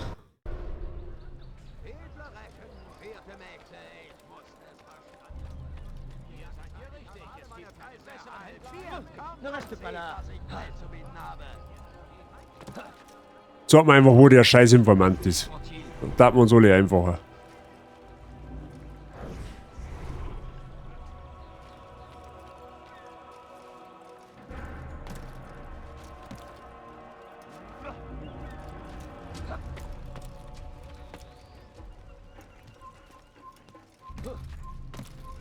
Einmal schon habt ihr ihn verloren. Lasst ihn nicht noch einmal... Schießen wir bringen am Schwimmer bei, ja. Das war das Einfachste. Normalerweise sollte das Assassine generell nur zugelassen werden, wenn er schwimmen kann. Vorher geht da gar nichts. Jetzt springe ich da schon wieder daneben. Ich verstehe das nicht. Was ist das für eine Mechanik? Ich kapiere das nicht. Das ist nur im ersten Teil also. Weil ab dem zweiten Teil springt er auf das nächstbeste Hindernis hin. Ich verstehe das einfach nicht. Ist das... Boah.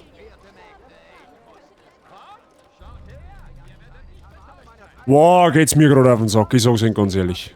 Grob macht's mir keinen Spaß. Aber gut, das hilft jetzt nicht, da müssen wir jetzt durch. Er muss den Verstand verloren haben. Was denkt sich dieser Mann nur?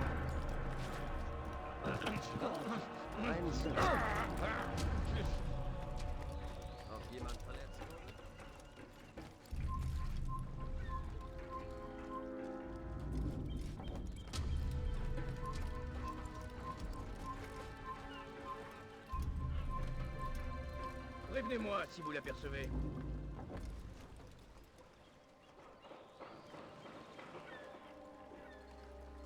Ich schau jetzt gerade, wenn man einfach an der umkommt. Was ist denn? Boah, ich verstehe.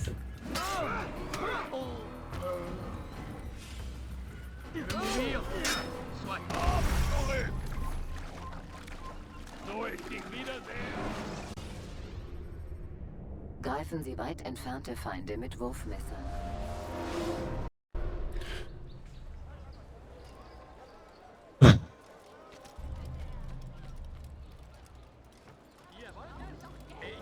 Hätte ich gewusst, dass das Spiel so nervt ist, hätte ich das gar nicht angefangen. Ich sag das ganz ehrlich. Ist das ein Blödsinn? So, da musst du irgendwie anders um mich kommen. Das gibt's ja gar nicht anders. Du kannst auch nicht über. Du musst so zwei Wege geben. Das kann auch nicht sein, dass ich da jetzt mal über das Wasser drüber muss, da wo sofort einfällt. Du kriegst da einen Vogel. Zupft sich mir nicht am Scheißdreck da. Jetzt geht's mir gerade echt auf den Sack.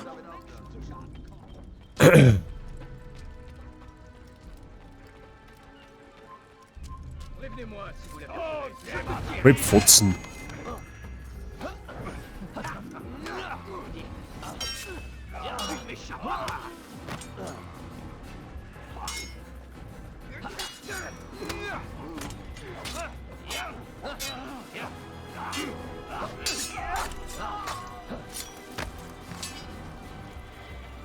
Nein, da springe ich nicht um. Ich kann es vergessen, weil er wieder ins Wasser einspringt. 100%. Ja, mir bleibt aber nichts anderes zu über. So, Nosenblierten auf jeden Fall.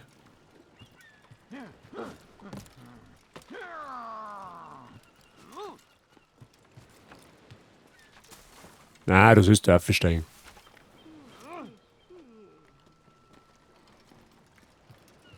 Zutritt verboten! Hinfort mit schert euch fort! Geht, Bauer, bevor ich euch wegjagen muss! Ja, Grutze, fix nur mal. Das. Oh. Zutritt zur Heide! Hinfort mit euch!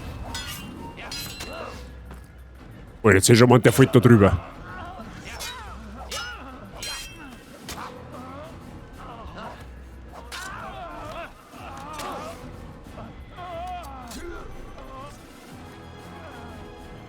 So.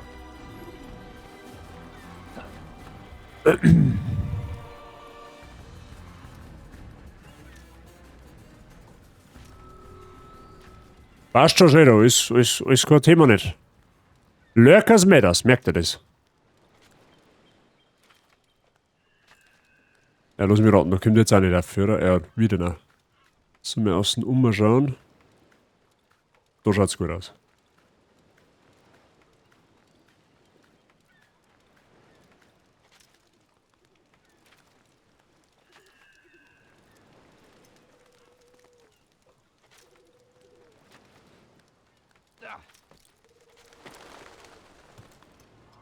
Okay. Wieder mal ein Das ist eigentlich eh Wahnsinn. Ich möchte einfach nur auf so einen scheiß Turm hier und das ist mit so vielen Hindernissen verbunden. Okay, da hinten ist auf jeden Fall... Da ist auf jeden Fall was. Befragung. Okay. Das hört sich ja schon mal noch irgendwas Vernünftigen an.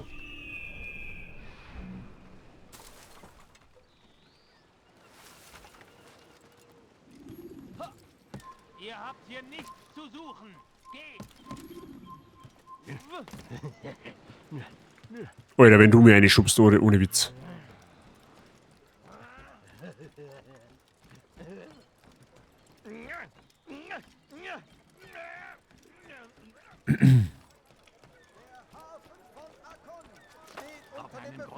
Meister Siebrand, dem ehrenwerten Magister des Ist der da oben, oder was?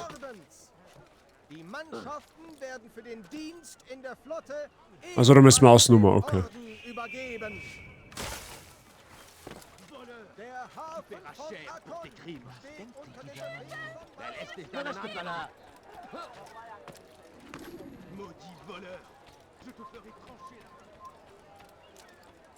Jetzt müssen wir schauen, was wieder rausgegangen ist.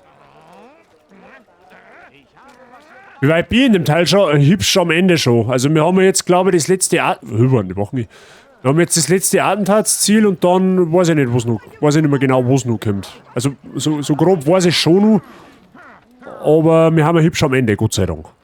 Gott sei Dank. Das Spiel ist halt mechanisch noch absolut grauenvoll. Im Vergleich zum Zwarer.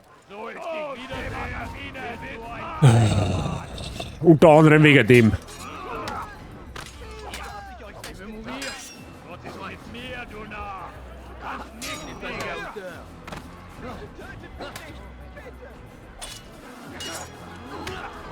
Warum war jetzt zurück aus so wenig übers Wasser? Ich hab keine Ahnung, Wifey. Ich kann das nicht sagen.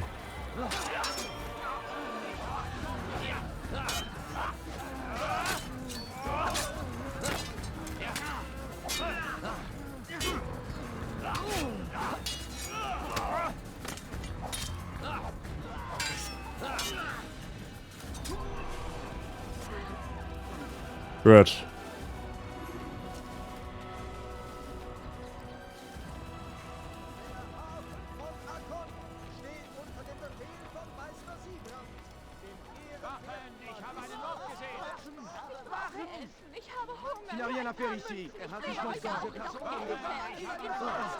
Da ist er.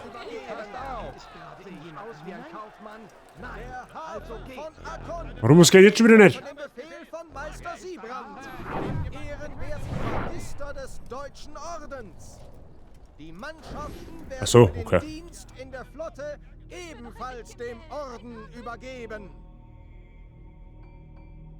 Alle angelegten Schiffe müssen frei von Ladung und Mannschaften sein. Die Kapitäne melden sich beim Abgesandten des Deutschen Ordens, um neue Befehle entgegenzunehmen. Jeder Versuch, ein Schiff vor der Konfiszierung zu verbergen... Ist das jetzt der erste Informant oder der zweite? Da, du kannst gleich da bleiben.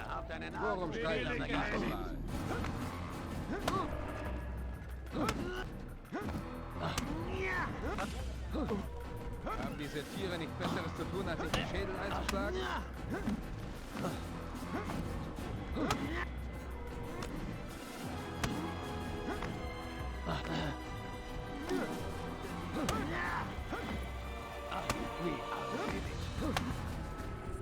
Nicht meine Schuld. Ich befolge nur Befehle. Wenn ihr euer Schiff zurück wollt, wendet euch an das Gericht. Darum geht es mir nicht. Sondern? Siebrand hat beinahe 100 Schiffe beschlagnahmt. Was hat er vor? Eine Blockade. Sie sollen auf die offene See hinaussegeln, um einen Blockadering zu bilden. Warum? Will Salah al-Din von der Seeseite her angreifen? Nein, es geht nicht um ihn, sondern um Schiffe aus der Heimat. Damit Richard keinen Nachschub erhält. Warum sollte ein Verbündeter Richards ihn derart schwächen wollen? Ich weiß es nicht. Fragt Siebrand. Es sind seine Befehle. Ich überbringe sie bloß. Bitte, lasst mich ziehen. Ich habe euch alles gesagt, was ich weiß. Es schmerzt mich, aber ich kann nicht riskieren, dass ihr ihm von mir erzählt. Mr. Shadow, das ist nicht der Ezio, das ist der Altair. Sein Vorgänger.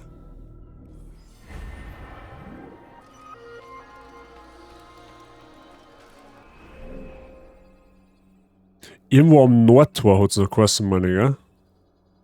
Jetzt bin ich mir nicht mehr sicher. War das jetzt der erste Informant oder der zweite? Habt ihr aufgepasst? Ich weiß echt nicht mehr. Keine Ahnung. Schauen wir mal, ob es da irgendetwas gibt da rum. Ich nicht. Ich gehe jetzt einfach.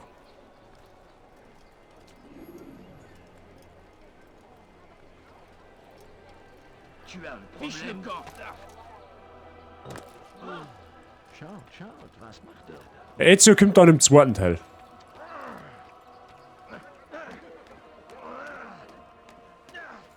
Ihr seid hier nicht erwünscht. Diebstahl wird mit dem Tode bestraft. So.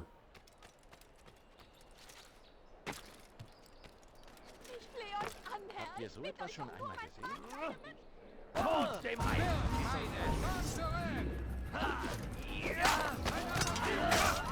Verdammte Defte!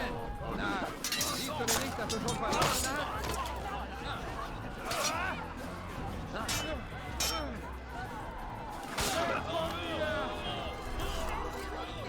Ja, lauf. Ist ja gescheiter. Ja.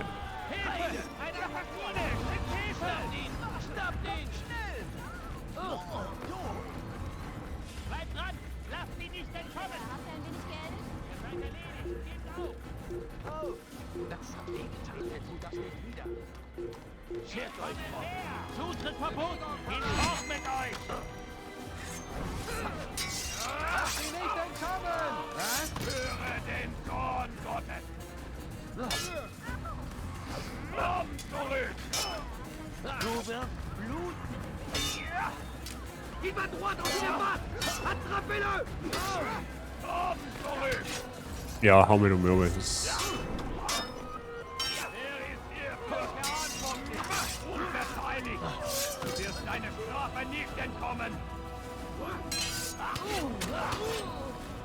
Shadow, den verstehe ich jetzt nicht. Der Jesus kommt in den Speck gar nicht vor.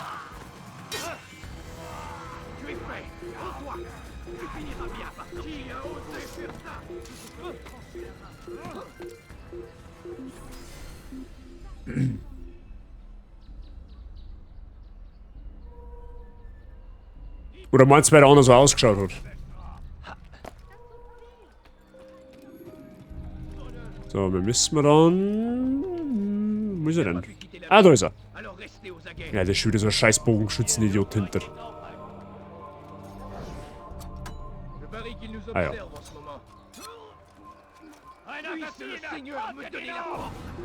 Was ist denn jetzt schon wieder? Mein Gott, warte, ich spiele mich fix und fertig, ehrlich.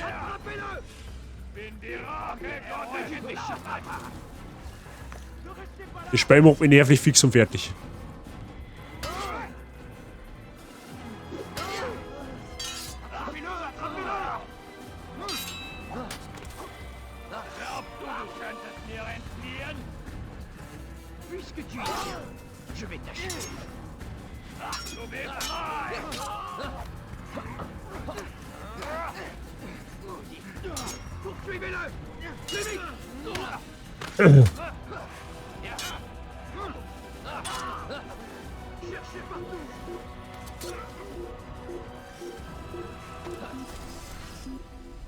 Ah ja, der hat mich zwar jetzt eigentlich gerade noch gesehen, aber gut, okay.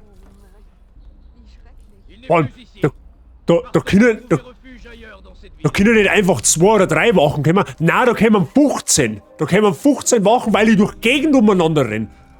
Verstehe die Frage nicht. Das ist halt im zweiten Teil alles viel ausgeklügelt und viel einfacher. Oder was heißt einfacher? Einfach, ja, besser umgesetzt. Du hast wenigstens einmal einen Status, du bist gesucht. Ja, okay, dann greifen die Wachen halt einfach an. Oder es gibt einen anonymen Status, dann lernst du halt nichts. Da kannst du einmal durch die Stadt laufen, ohne dass du alle 5 Meter von irgendeiner so einer bläden Wache angefallen wirst.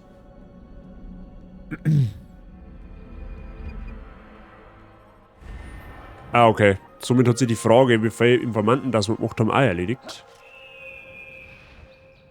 Da haben nämlich die letzten 2. Du feierst das, ja, das denken wir. Das denken wir, dass ihm das gefällt.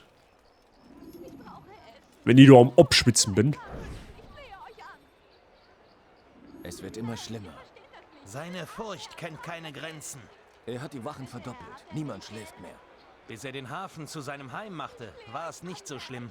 Er plant etwas auf See. Deshalb kam er hierher. Doch was? Was hat das zu bedeuten? Ihr beiden dort in der Ecke. Flüsternd und intrigierend. Nichts derartiges. Wir haben nur... Nur was? Was habt ihr zu verbergen? Aber ihr irrt. Verfluchte Assassinen. Gewiss sind sie jetzt in der Nähe und beobachten uns. Findet ihr das amüsant? Tatsächlich? Nun lacht, solange ihr könnt. Verdoppelt die Wachen. Welche? Na alle! Wir haben nicht genug Männer. Noch mehr Wachen. Ruft unsere Krieger vom Okay. Feld zurück, wenn es sein muss.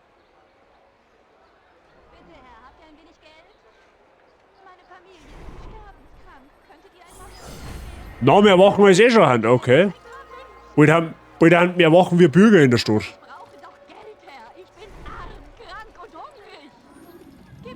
Einmal schon habt ihr ihn verloren. Lasst ihn nicht noch einmal entfliehen.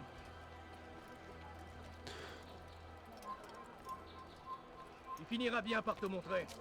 J'en suis sûr. So. Wifi, danke für dein Löck. Ah, du bist der Informant, okay. Ihr, ja ihr. Ich erkenne diese Robe. Hütet eure Klinge, ich verrate euch nicht. Ich brauche eure Hilfe. Ich traf einen Mann, der mir nun nach dem Leben trachtet. Die Umstände sind nicht wichtig. Wisset nur, dass er es verdient hat. Bringt mich sicher zum Stadttor und ich werde euch belohnen. Was, ich muss dir... Zum Stadttor bringen. Okay, ja gut. Es ist jetzt zumindest einmal eine Mission, mit der ich was anfangen kann. Ich will jetzt, da kämen zwangsweise Kämpfe, ja, aber dann läuft der wenigstens nicht weg. Der hat nichts Gutes im Sinn. Ich sollte die Wache verständigen. Du wirst bluten. Haltet sie auf! nicht entkommen! Gebt den Weg frei!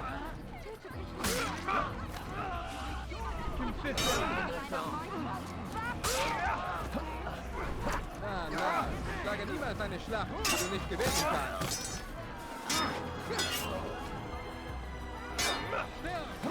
Du wirst mir nicht entkommen! Er denkt, er kann uns besiegen.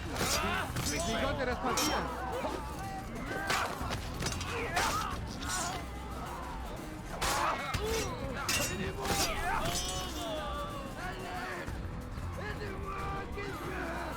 Ja, komm, auf geht's. Gehen wir weiter.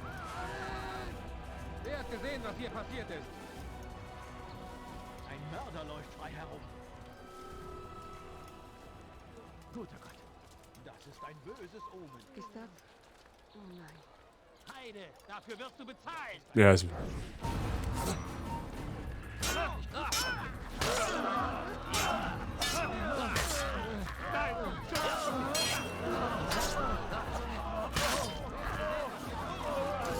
Gut.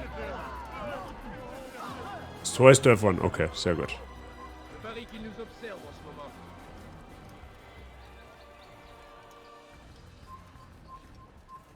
Wer war das? Ich nicht.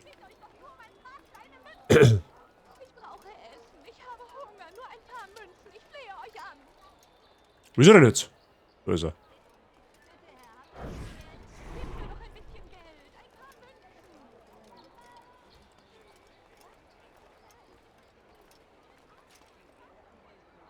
Exzellent. Nun sollte ich sicher sein. Okay. Ach ja, die Belohnung, die ich versprach.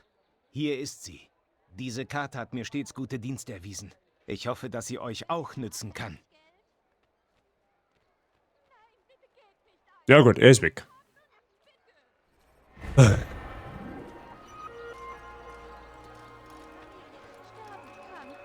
Aber man hat's. Manchmal hat man es nicht einfach. Mein Weib, hau halt ab. Bitte. Geh. Los mich in Ruhe.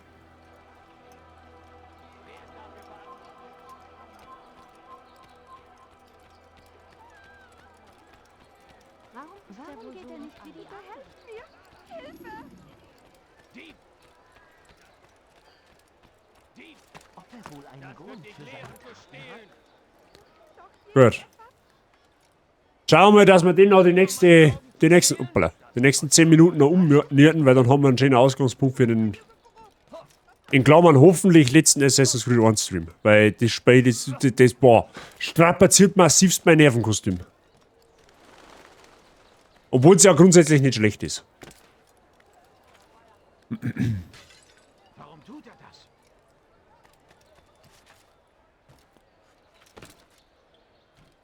Geht, Bauer! Ja, ich geh schon. Komm, du brauchst dich gar nicht da, ich spring freiwillig da oben, weil bevor ich mir jetzt wieder so einen Kampf haben muss da.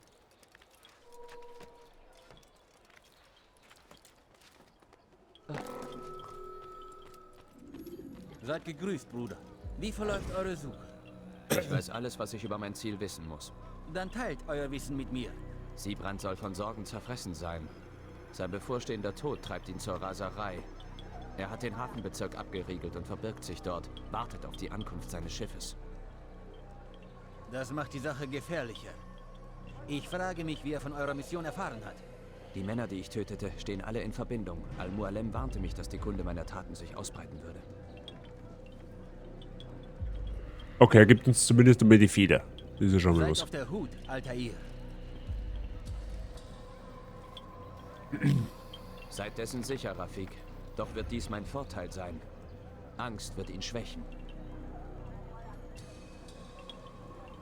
Spule vor zu aktuelleren Gedächtnisabschnitten. Gut, nimmt man um, den Zipfel. Siebrand wird sich auf ein Schiff zurückziehen, das ist der Zeitpunkt für den Anschlag. Okay.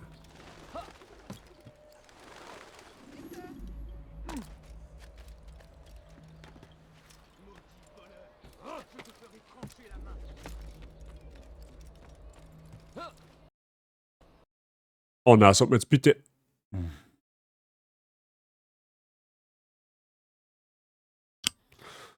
Warum? Warum? Was hab ich denn verbrochen? Ich verstehe. Oh, Mann, Steam.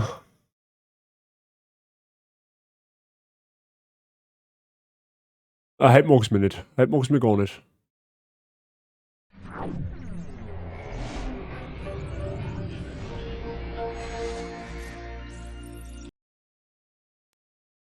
Okay.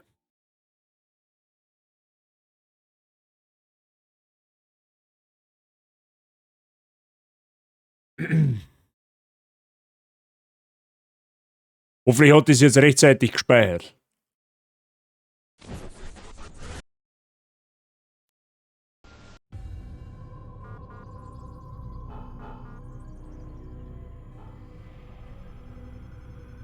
Ah, muss ich beenden. Fortsetzen.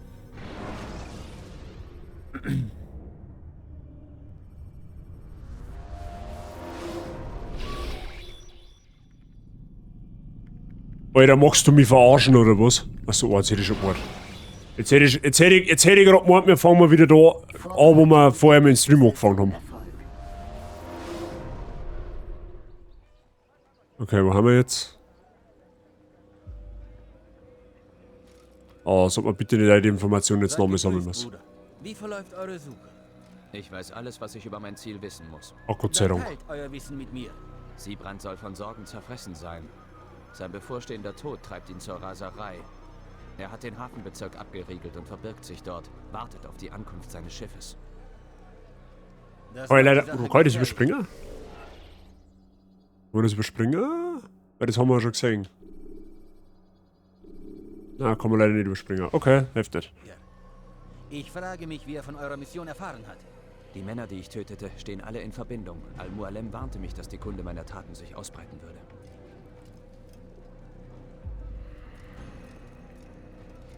Seid auf der Hut, Altair.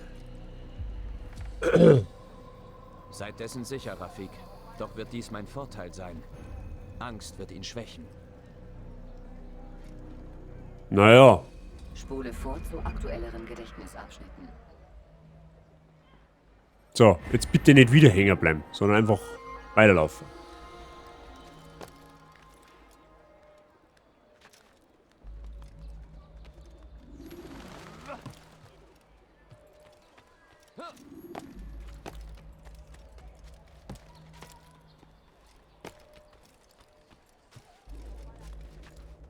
Ah, na, da springen ich aber, da haben wieder 3000 Wochen.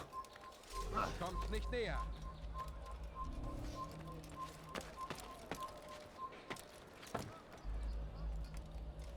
So, ich gehe jetzt da einfach ganz am Rand von der Mauer entlang.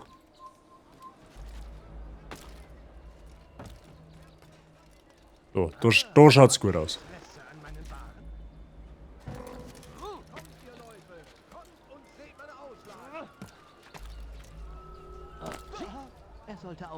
So, jetzt können wir wieder schauen, wie wir da umkommen, ohne dass wir 10.000 Mal ins Wasser fallen. Aber da meine ich, gehen wir einfach da auf. Er wird sich noch verletzen und wenn das passiert, werde ich nicht helfen. Warum würde jemand so etwas tun? Was wollt ihr denn eigentlich? Ja, der ist ja direkt auf einen Schief, meine ich, kann das sein? Ah, da schaut's gut aus. Hau ab jetzt.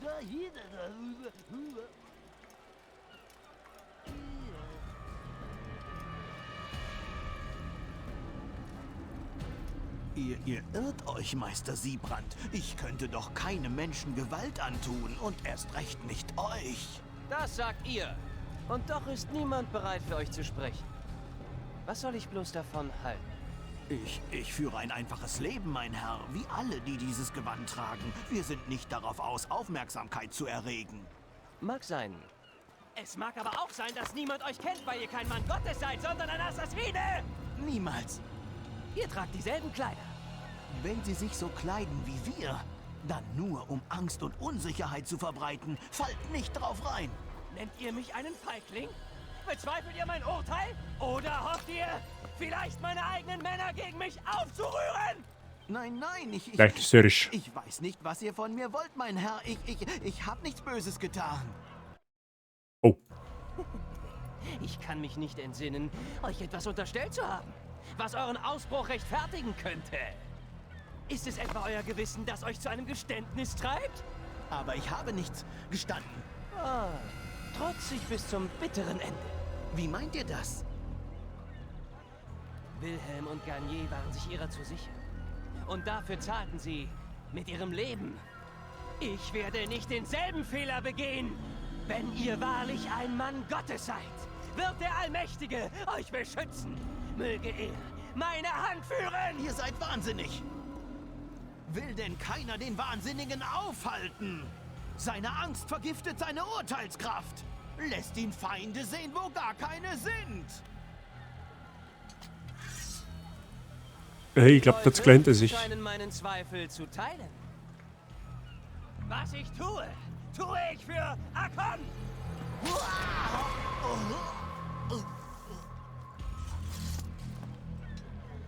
Ja, das ist. Berichtet den Wachen von allen verdächtigen Beobachtungen. Ich bezweifle, dass dies der letzte Assassine war. Hartnäckige Bastarde! Und jetzt zurück ans Werk! Plot Twist, das war kein Assassine. Aha, der hat also einen Stierhelm auf, okay.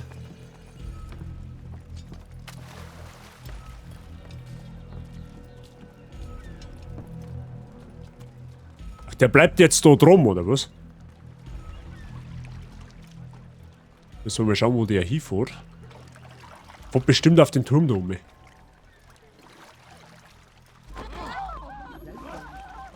Einmal schon habt ihr ihn verloren. Lasst ihn nicht noch einmal entfliehen. Ja, der fährt da hinten. Einmal schon habt ihr ihn verloren.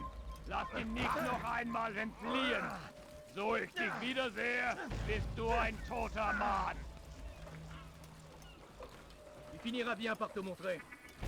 Oder ist er vielleicht da hinten? Das könnte natürlich auch möglich sein. Ja, da sind jetzt unendlich viele Wochen.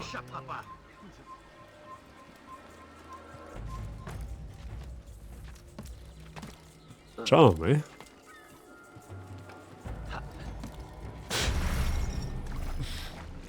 Okay, ich glaube, das machen wir nichts mehr. Ich habe heute noch keine Nerven nicht dafür.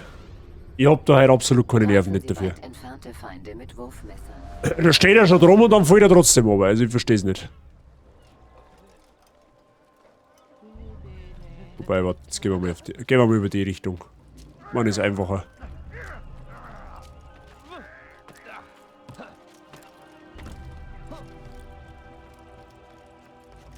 Habt ihr so etwas schon einmal gesehen? Ich nicht. Okay, da geht's tatsächlich wieder einfacher.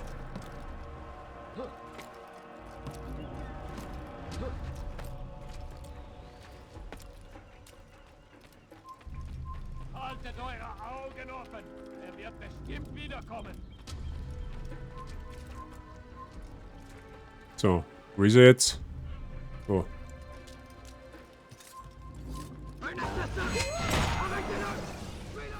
Okay, machen wir schnell. Habt ihr Angst? Natürlich habe ich Angst. Dabei seid ihr doch bald völlig sicher. In den Armen eures Gottes.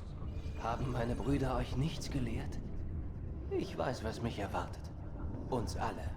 Wenn nicht euer Gott, dann was? Nichts. Nichts erwartet uns. Und das fürchte ich. Ihr seid ohne Glauben? Wie könnte ich bei all dem, was ich weiß, was ich sah? Unser Schatz ist der Beweis. Beweis für was? Dass dieses Leben alles ist. Verweilt noch einen Moment und nennt mir eure Rolle in dem Spiel. Eine Seeblockade. Um die unwissenden Herrscher und Herrscherinnen zu hindern, Verstärkung zu entsenden, nachdem wir das heilige Land erobert haben? Befreit haben, ihr Narr. Von der Tyrannei des Glaubens. Freiheit? Ihr kontrolliert die Gedanken der Menschen, unterwerft Städte, tötet jeden, der euch widerspricht. Ich habe nur meine Befehle befolgt und an die Sache geglaubt. Genau wie ihr.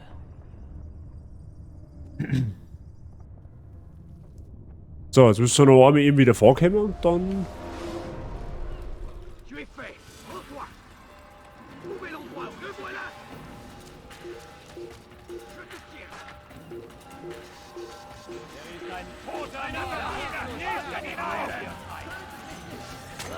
Au.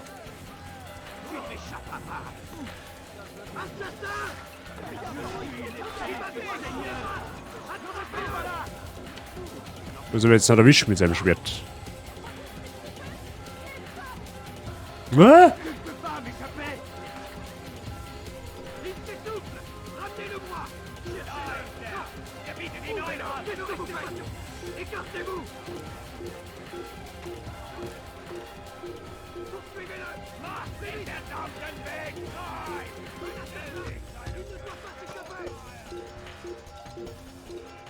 Okay, wieder Affe!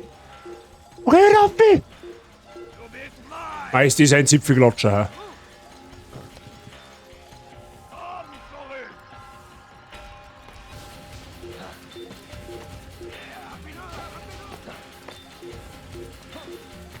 Mei, ich sag das jetzt heute, sie doch.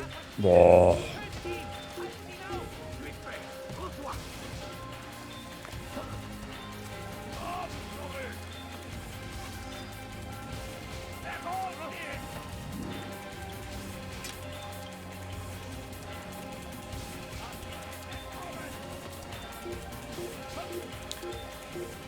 Boah, lauf halt einfach weiter, muss.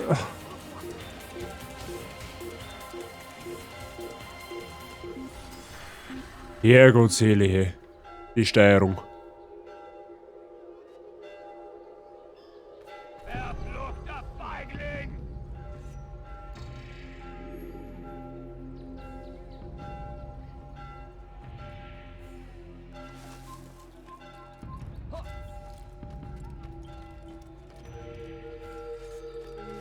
Okay.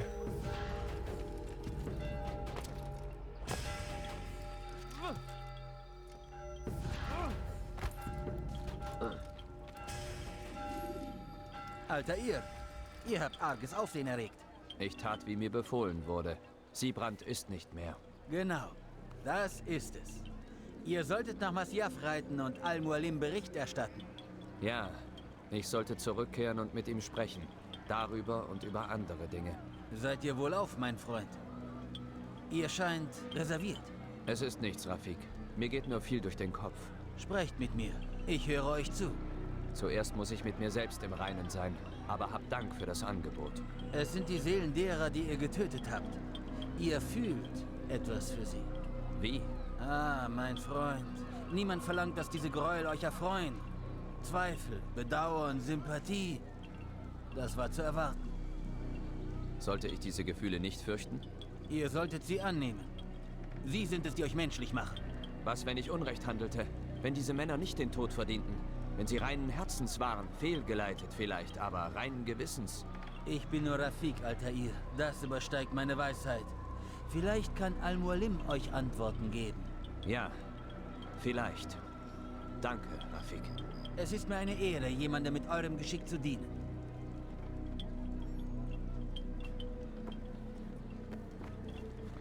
Naja, dann haben wir jetzt den Namen, scheinbar. So, muss da noch weggehen, oder was? Okay. Spule vor zu aktuelleren Gedächtnisabschnitten. So, schauen wir uns nach, was der Al-Mualim zum Sagen hat.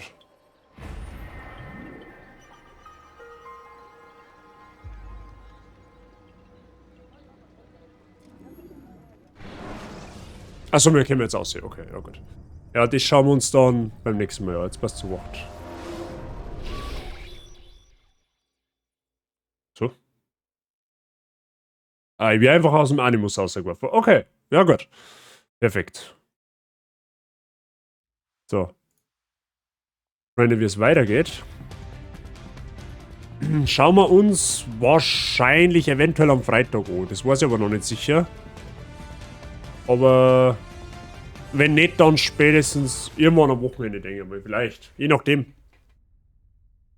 Normalerweise wären wir die Woche fertig mit dem Spiel.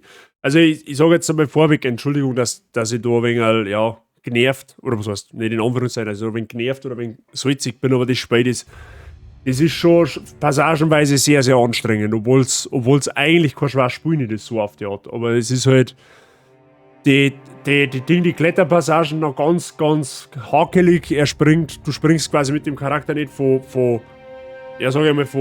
Etage zu Etage, sondern er schluckt da vor mir irgendeinen Haken ein oder hält sich nicht fest oder springt in irgendeine Richtung, wo er nicht hinspringen soll. Dann ständig die 100.000 Wochen, die daherkommen, obwohl du überhaupt nichts tust, so auf die Art. Das wird halt auf Dauer ein bisschen anstrengend, tatsächlich. Ja? Also in diesem Sinne, sorry dafür, okay? Wird im zweiten Teil deutlich besser. Deutlich besser. Kannst mit dem Ersten nicht vergleichen. Genau. So. Nächster Stream am Mittwoch. Mittwoch um 4:30 spielen wir wieder weiter mit Elden Ring. Steht in Discord. Abgesehen davon, einfach mal Ausrufezeichen Discord drucken, dann seht ihr den Link dazu. Gerne mal joinen, wer noch nicht drauf ist. Der Mr. Mozart ist jetzt online. Der spielt ein wenig Muse. Da werde ich jetzt hier raiden. Den kennen die meisten von euch. Wer ihn nicht kennt, Daumen da lassen. Da freut er sich dann bestimmt. In dem Sinne, merci fürs Zuschauen. Nochmal sorry für die etwas salzige Stimmung heute. Aber das gehört halt einfach auch mal dazu als Zocker. Das hilft halt einmal nicht. Genau. Ansonsten viel Spaß beim Mozart. Wir sehen uns am Mittwoch wieder. Einen anschönen Abend. Ich bin für heute raus. Habe die haut sich rein. Bis Mittwoch. Gebt euch.